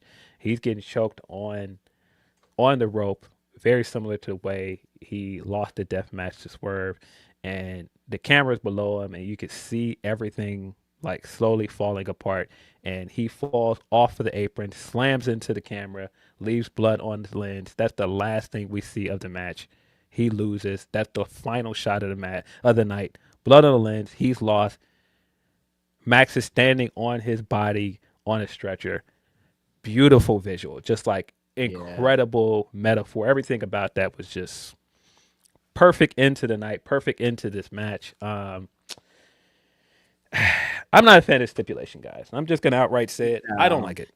I don't know why we're doing a stipulation again. I Mhm. do think that they can come out the other side of this and it can work. If anybody can build a journey back out of this, it's Hangman. But everybody turning this into, well, he's got to turn heel, bro. This guy is just less than a year removed from the biggest win of his career. Big babyface win where he brought the AEW World Championship back from not being on television. He's the guy. He's looking like the flag bearer that this company wants. You have a really underwhelming end to his title run. And then the immediate thought, like I said, less than a year removed from that is, well, it's okay. We'll take him off TV and we'll turn him heel. Why are we turning him heel?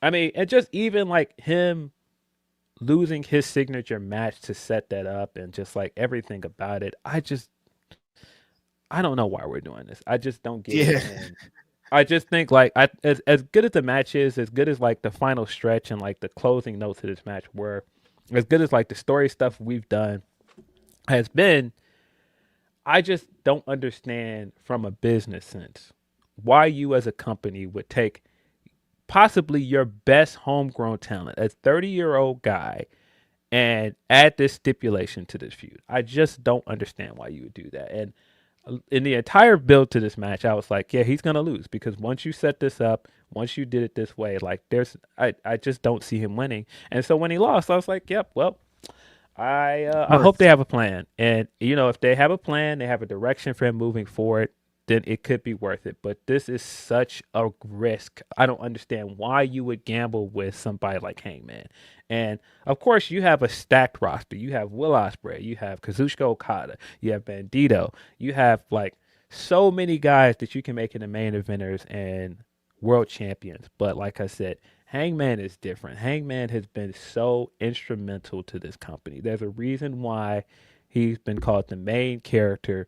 Like the connection this guy has with his audience, like the character work he has done with this company, the long-term storytelling you've done with this guy is so instrumental to the first few years of this company. Why on earth would you take this guy out of the world title picture? And like, I get it if you're taking him out of the world title picture for the foreseeable future, and it's just like, okay, he can't challenge Max again. Okay. If you're just like, okay, let's take a break from him and keep him out of the world title picture for like a year or two or so. But again, the stipulation is he can't challenge ever again. And then people are like, oh, there's a way, there's a way to get out of this. Um, there's a way to go back on his word. He's eventually going to go back on his word, or he'll turn here to go back on his word. Why are you setting yourself up to do that? Why are you even putting a Yes. stipulation in place where you Exactly. have to go back on your word? If you had to do that, why are you doing it in the first place? I just don't understand Right. that. Like, and I Exactly. know people are like, well, let it play out. You don't even know. I don't, but again, I just don't understand why you would even take this risk to begin with. With It just this doesn't make guy. sense. Yeah, not with this Especially this guy. guy. And Hmm. I've seen people say, well, people are just upset because we saw how it went with Cody. And look, rightfully so. I thought that was a big mistake when they did it with Cody. No, this isn't a one-to-one comparison. It's not the same thing. I've seen people say, well, the difference is it would have worked with Cody if they had followed through and just turned him heel. But again, why is the answer to all of this when you've got Why? a clear-cut baby face in this guy, a character in this guy that has been so successful for you, probably the best success story in the history of this company, and you're unnecessarily adding this stipulation to his career. I just don't get it, bro. I just don't get it. Phil, I'm just like, did they watch the build up to All In too? Like they were there, right? Like they remember what that felt like. They remember what that energy could be like. They remember at All In when he won what that felt like. So why I'm super confused about it.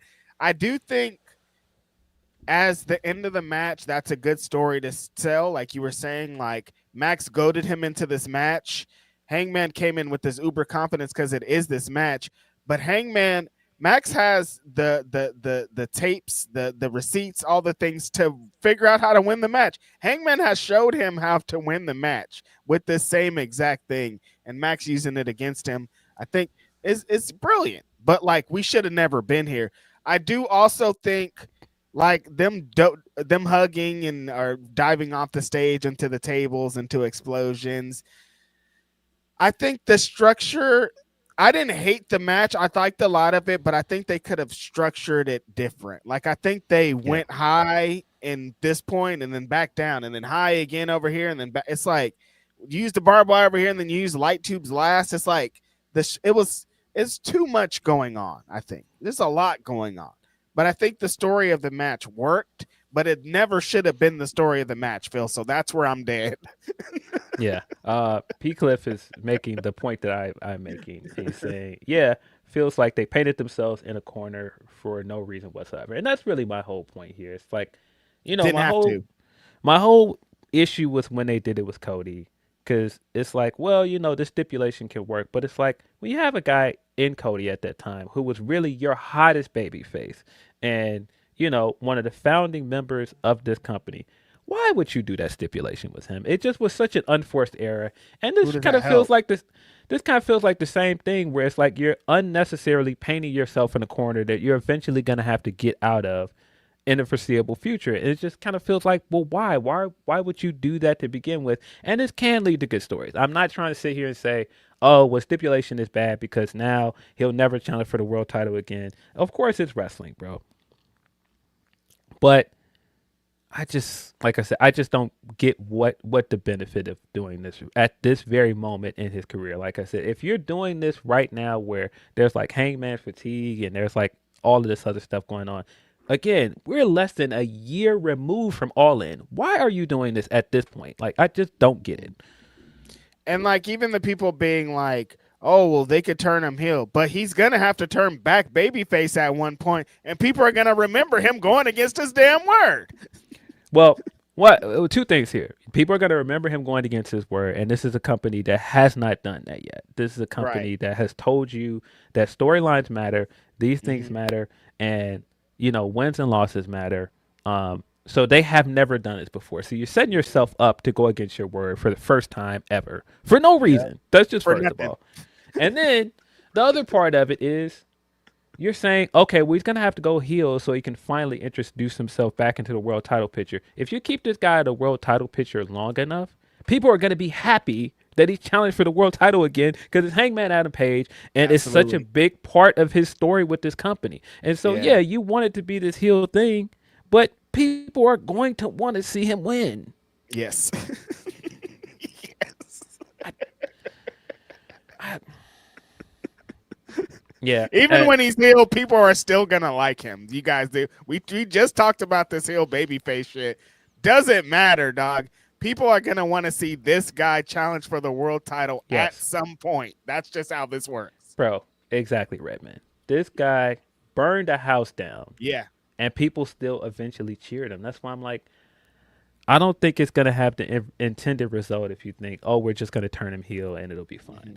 I just, like I said, I just don't get the point of doing the stipulation at this point. I don't think it really, I don't think it's really necessary.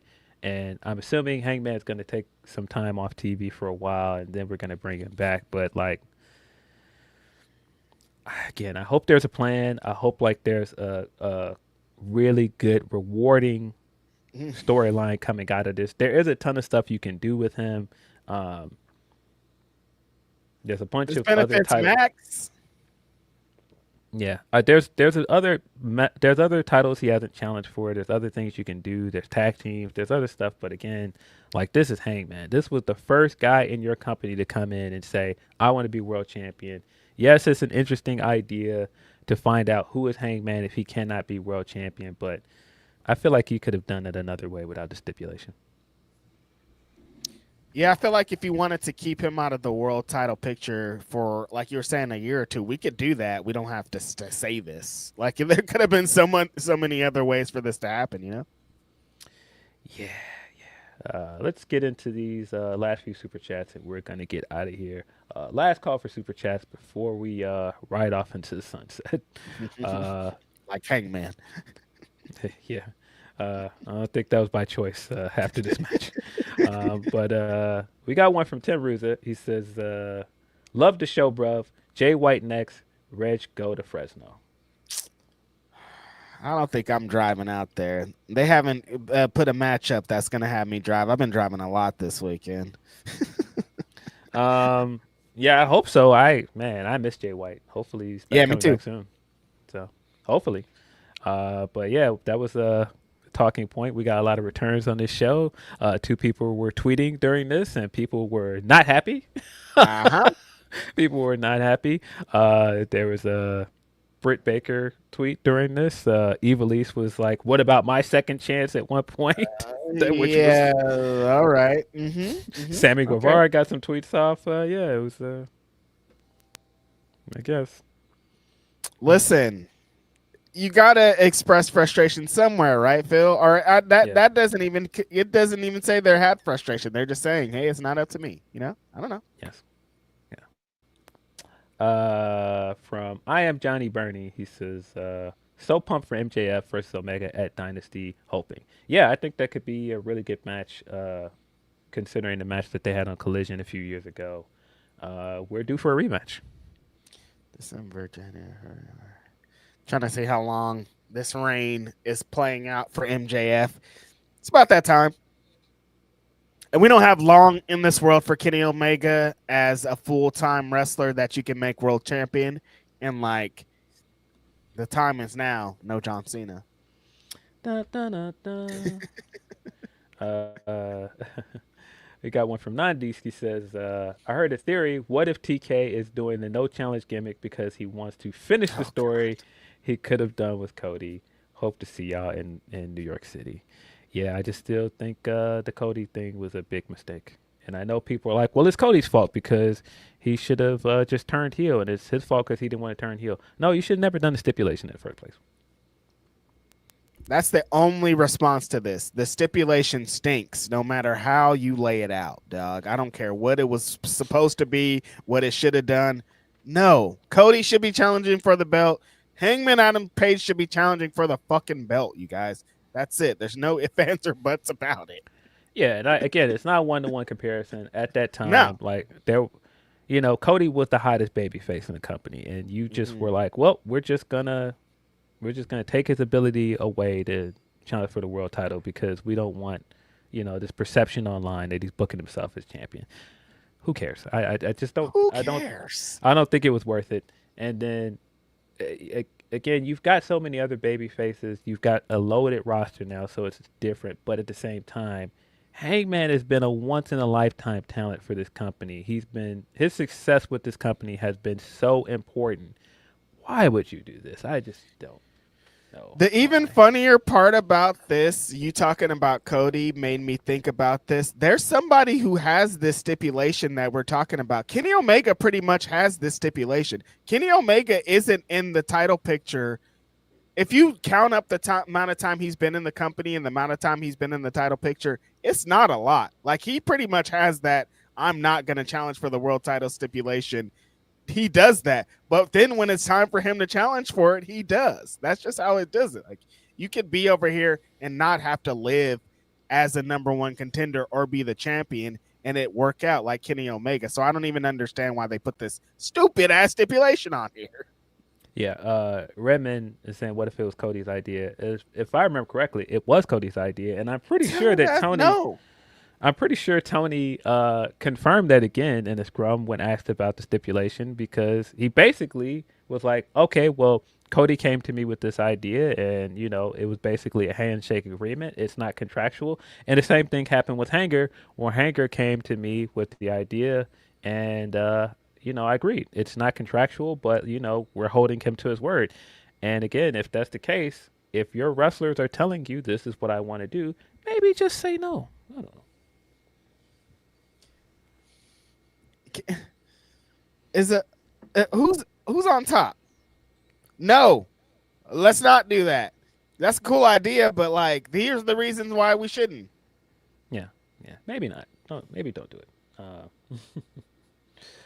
From Michael Allen Lewis, he says, "Why did TK neuter the dogs on their debut, pay-per-view debut?" I think the dogs will be fine. I understand people that wanted them to win their first pay-per-view match, but it didn't really bother me that much. I think it's fine. Like, I don't think this is what their future holds. I just think they're telling stories. And Gabe's a made man. I think the rest, Finley and Clark they're just moving along. I don't think it's an indictment on what they're going to be. Yeah, I think it's very clear so far that Tony likes Gabe Kidd. So Yes. I think they'll be fine. Mm-hmm. We got another one from Tim Ruth. He says, "Road to Double or Nothing, all in, gonna be insane." It Also, is. SoFi Stadium. Yeah, we got a hint of that. Somebody asked during the press scrum, would Tony be interested in going down the road and doing a show at SoFi Stadium? And he said, "Yeah. What do you think about that? Huh. Could be a good idea, maybe." I mean, I'd love it, and I think it'd be dope. I hope he totally does think about it, and let's do that. But yeah, Tin Rooster, you're right. This next couple months is going to be fire. Yeah. Tim Ruza also says, also my Oh, AEW experience is great, smooth, and seems seamless. Yeah, I've I heard was a lot of wondering great about things that. about. Yeah, I've heard a lot of great things about my AEW so far. A lot of people are saying that it works really well. Presentation is good. Like the interface is easy to use. So great. That sounds good. That's awesome. I'm excited for our overseas international fans that get into that, and the VPN users, of course. Yeah. Seems like Triller is probably on the way out. So it's the right time to introduce this. Triller. I hope that gets figured out because there's a lot behind that. Yeah. I don't know. Triller might be going away pretty soon, guys. Mm. Very interesting as well to hear Tony address some of the Paramount stuff in the scrum and talking about wanting to please his new bosses and like feeling good about like where they stand and like potentially getting a new TV deal. Yeah, I forgot for a brief second that was looming over our heads, but Ugh. yeah. Ooh. Awkward. Very generous super chat from John Taylor. He says Hey, it's still hey, Reg's hey. birthday week for another day. So here's $40 for my favorite 20-year-old podcaster, rapper, commentary dude, writer, mother lover, and all around swell dude. Always appreciate you, John Taylor. You're a lifesaver. You're a godsend. You're the homie. Had a great birthday. Shout out to all the homies in LA. Shout out to all the homies out there who showed love on the internet or in person. Y'all are legit amazing. Yes. 40's Uh, hot. yeah. Tim Ruza says Forbidden Door is going to be so interesting this year. Yeah, I I think that they needed a more combative relationship with New Japan. I think that's going to change the build for this show. Because now you can do actual stories. You don't have to continue to do the build for like the dream matches or like first ever matches, and just like actually get some stories between the companies. You got Gabe Kidd here. Like there's got to be a bunch of people now in New Japan that want to wrestle Gabe Kidd. Like yeah, a lot of interesting stuff you could do this year. Gabe Kidd, there's going to be some interesting. I've thought about some Gabe Kidd things that can happen in AEW that haven't even been touched upon yet, and I'm like, we're not even in it yet. We got some good shit coming up, you guys.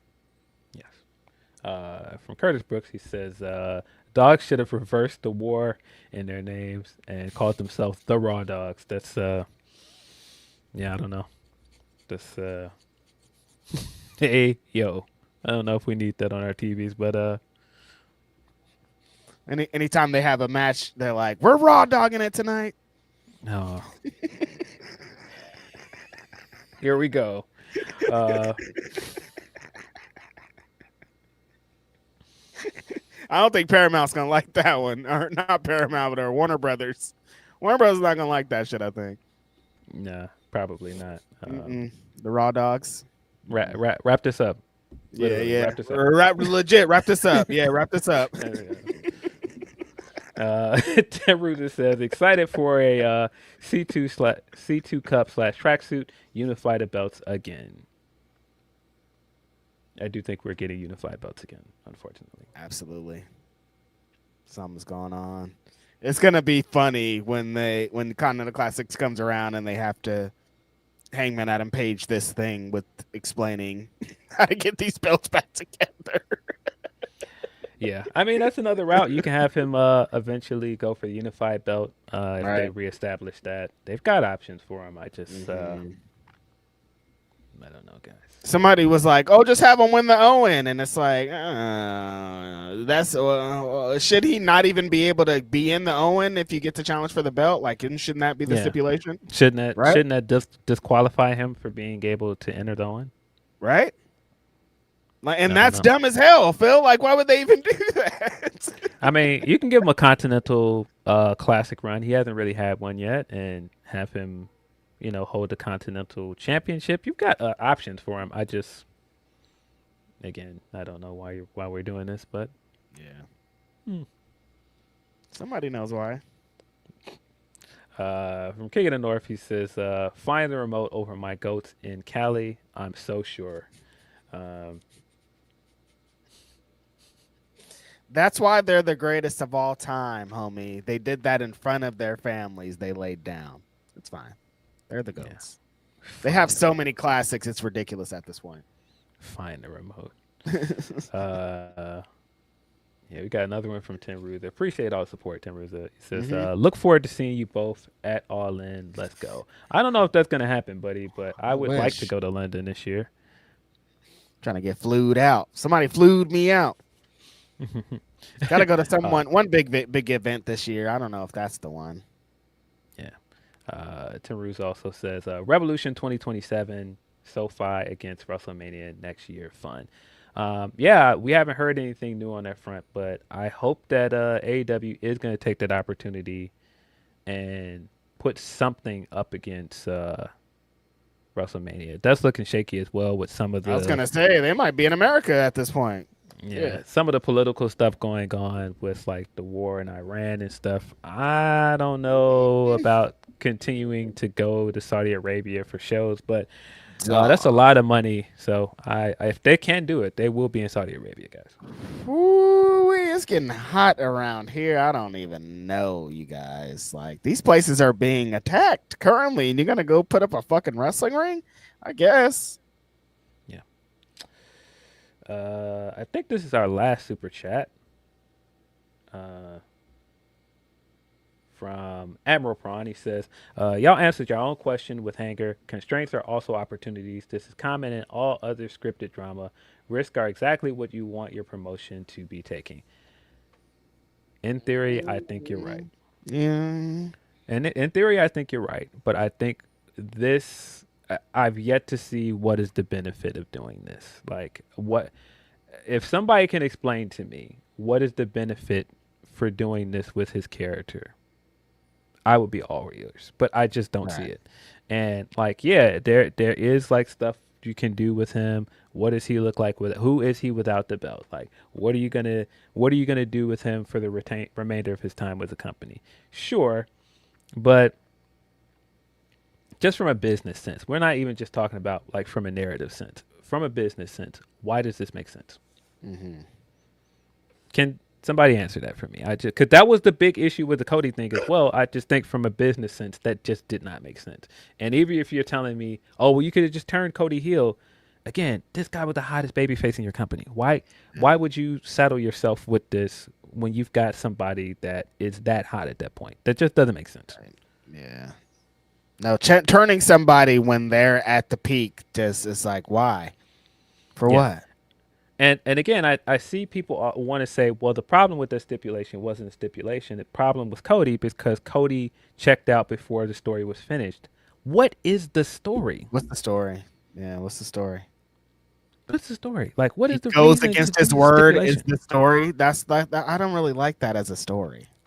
Why, like I said, why would you paint yourself in the corner to do that? And again, this could turn out fine. Like, we could look back at this years from now and like they'll find an interesting way to tell stories with Hangman. Sure. If anybody has a character I think can work in the confines of this and come out the other side, I think it is Hangman. I just, again, at this point, following the biggest win of his career 8 months ago, I don't know why we're doing this at this point in his career. I don't understand that. I'm with you. I'm hoping that in hindsight we look back and we're like, oh, okay, I see why they got there. But right now I'm like, oh, we shouldn't have got there. No, no, and yeah, I've already seen people. By the way, when I was saying, I don't know about this, and people were like, "Oh, do you believe in this company or not, bro?" I've been a fan since day one. Huh? I just don't know how every time I'm just like, I don't know about this decision. It's just like, well, do you like this company or not? Yes, I like this company. Yes, I like Hangman. But people trying to turn this into anytime you say anything about this company that you don't like, then it's just like, oh, why won't you just give it a chance? I haven't given this a chance. I've been a fan of this company since day one. This ain't a matter of me not giving something a chance. I'm willing to see where this thing with Hangman goes, but I'm also allowed to say, I don't like this. It's I'm like, fine. It's yeah. okay. And if you do like it, that's also fine. But Mm, people have to stop being so defensive about these things. Like, oh, well, you're what kind of fan are you if you're not even trying to give this a chance? Do you want blind fans that they're just going to be like, oh, well, this is fine. I'm willing to just see where it goes, even if I don't understand it or not. It's okay for me to react in a moment because guess what? That's what we do. We get in front of these microphones and we react to things. And again, I could be very well wrong about all of this. I can come back a year from now and say, hey, this ended up working out well. Stroke of genius. But at this very moment, I just don't get it. Stroke of genius. It's gonna take some time, I think, to get to that point. But yeah, I think people were kind of acting the same way when I was like, we gotta chill on the fucking 1 count kickouts. Like I get it, but if we do fucking 5 of them every show, they're not gonna hit the same. And then people are like, they started going in on people, and I'm like, I understand, but you guys are conflating issues, so just keep it. There were a few things on on this show where um there were spots being repeated or certain things were being repeated Yeah. that I feel like they could have sorted that out as well. Hmm. Like you had more than one match that had to end with a big turnbuckle super move, and it's just like, okay, Yeah. you did that more than once, and you're already doing a match where you're going to do this big violent death match. Did you really need more blood throughout this show? Did you really Hmm. need to like repeat the one kick out at one on the show? Probably could have just got all on the same page with that, but those are all small gripes for a very very good show. Like, and even everything I'm saying about the stipulation, that doesn't change the fact that I thought the main event was really good. I thought Hell the yeah. ending of the show was great. I thought Yeah. overall this was a very good show. Yeah, this was a home run for me. I was hyped for most of the show. All the matches hit. There wasn't anything where I was like, "This, what is this shit?" Like, I think as a show, it's another really great revolution with those tiny gripes that I had. But no, fucking great show. 8 out of 10 show, I'd say. Yeah, yeah. Revolution has turned out to be the most consistent pay per view for this company. Like, it's hard to think of like a bad Revolution at this point because Mhm. yeah, they've had a really strong streak with Revolution in California. Um, yeah, I mean even the Revolution with the exploding barbed wire Mhm. death match. That was Revolution, right? Yep. That was I thought that was still a good show. Um, Mhm. and I think this one's gonna end up in one of those conversations for best AEW pay per views of all time. I saw a lot of people saying it's the best pay per view they've ever seen from AEW, and I was just thinking like people have been saying that a lot in the last year. That's crazy about AEW pay per views. That's a good place to exist in for a company Yeah, that's this this young. this was again funny because I tweeted two things and the reactions were interesting to both because I was like, "Well, I hope there's a plan," and people were like, "How could you?" And it's like, "Well, I'm just asking. I hope there's a plan here because if there's not, this is gonna be tricky to get out of." And Mhm. then I was like, "Yeah, AEW does pay per views better than anybody in pro wrestling," and it's like, "Yeah, you're acting like NXT doesn't exist. NXT ain't what NXT was, bro. When it was Takeover, I would agree with you. Nothing was touching takeovers. Um, they were smoking it, but It's hasn't not been like that way that in a long now. time." Yeah, I'm like it ain't like that now. Like they put together some fun shows, but they're not competing with what AEW does. Come on. Absolutely not. See, we got two more, and we're gonna slide out of here. From Tim Ruthie says, "We need an ROH pay per view all in weekend." Yeah, I hope they do the same thing they did last year and package our ROH show around all in. Yes, something. Give ROH a big show. Yeah. Then the last one from Tim Ruzzi, he says, TK do Dynamite in France/Spain all in weekend, please. Yeah, I think we're probably going to see more international shows moving forward. Yeah, it seems like every time TK is asked about it, he's like, "Yeah, I'm trying to. I'm trying to do a show here. I'm trying to do a show here." So I think something would be in the horizon. Yeah, but yeah, you gotta assume this was a successful weekend. Sold out Staples Center. Like I said, the show itself was a slam dunk. I saw a lot of Yeah. people that were saying like this was their first AEW show, or like this is just like but this really feels like last year. They started last year so hot, and this kind of feels like the same thing. Grand Slam Australia was a hit. This was a hit, and you heading into Dynasty. So far, so good. Whatever your criticisms of Max, he is a good champion. He is a drawing champion. People really like this guy. He feels like a big star. Um, yeah. Yeah, shout All out the to rest is Max. just kind of minor. You Yeah, know, I mean, everything else is just like find something like you could figure those out. Like next show, if they got together and they were like, "We're doing these spots or we're doing these things," like it could work out. Like these are fixable moments. But as far as like telling stories, having a great show, great crowd, I think they knocked it out of the park here. yeah. Appreciate you guys for tuning in on a Tuesday. We'll be back at our On usual Tuesday, scheduled time on Saturday, on a noon Eastern, Saturday. on Fightful's YouTube channel. Appreciate you guys for sending your super chats, Yeah, hanging in thanks, with homies. us for a 2-hour stream. But this has been Grapsody. I'm Phil Lindsey, Righteous Reg. We're out of here.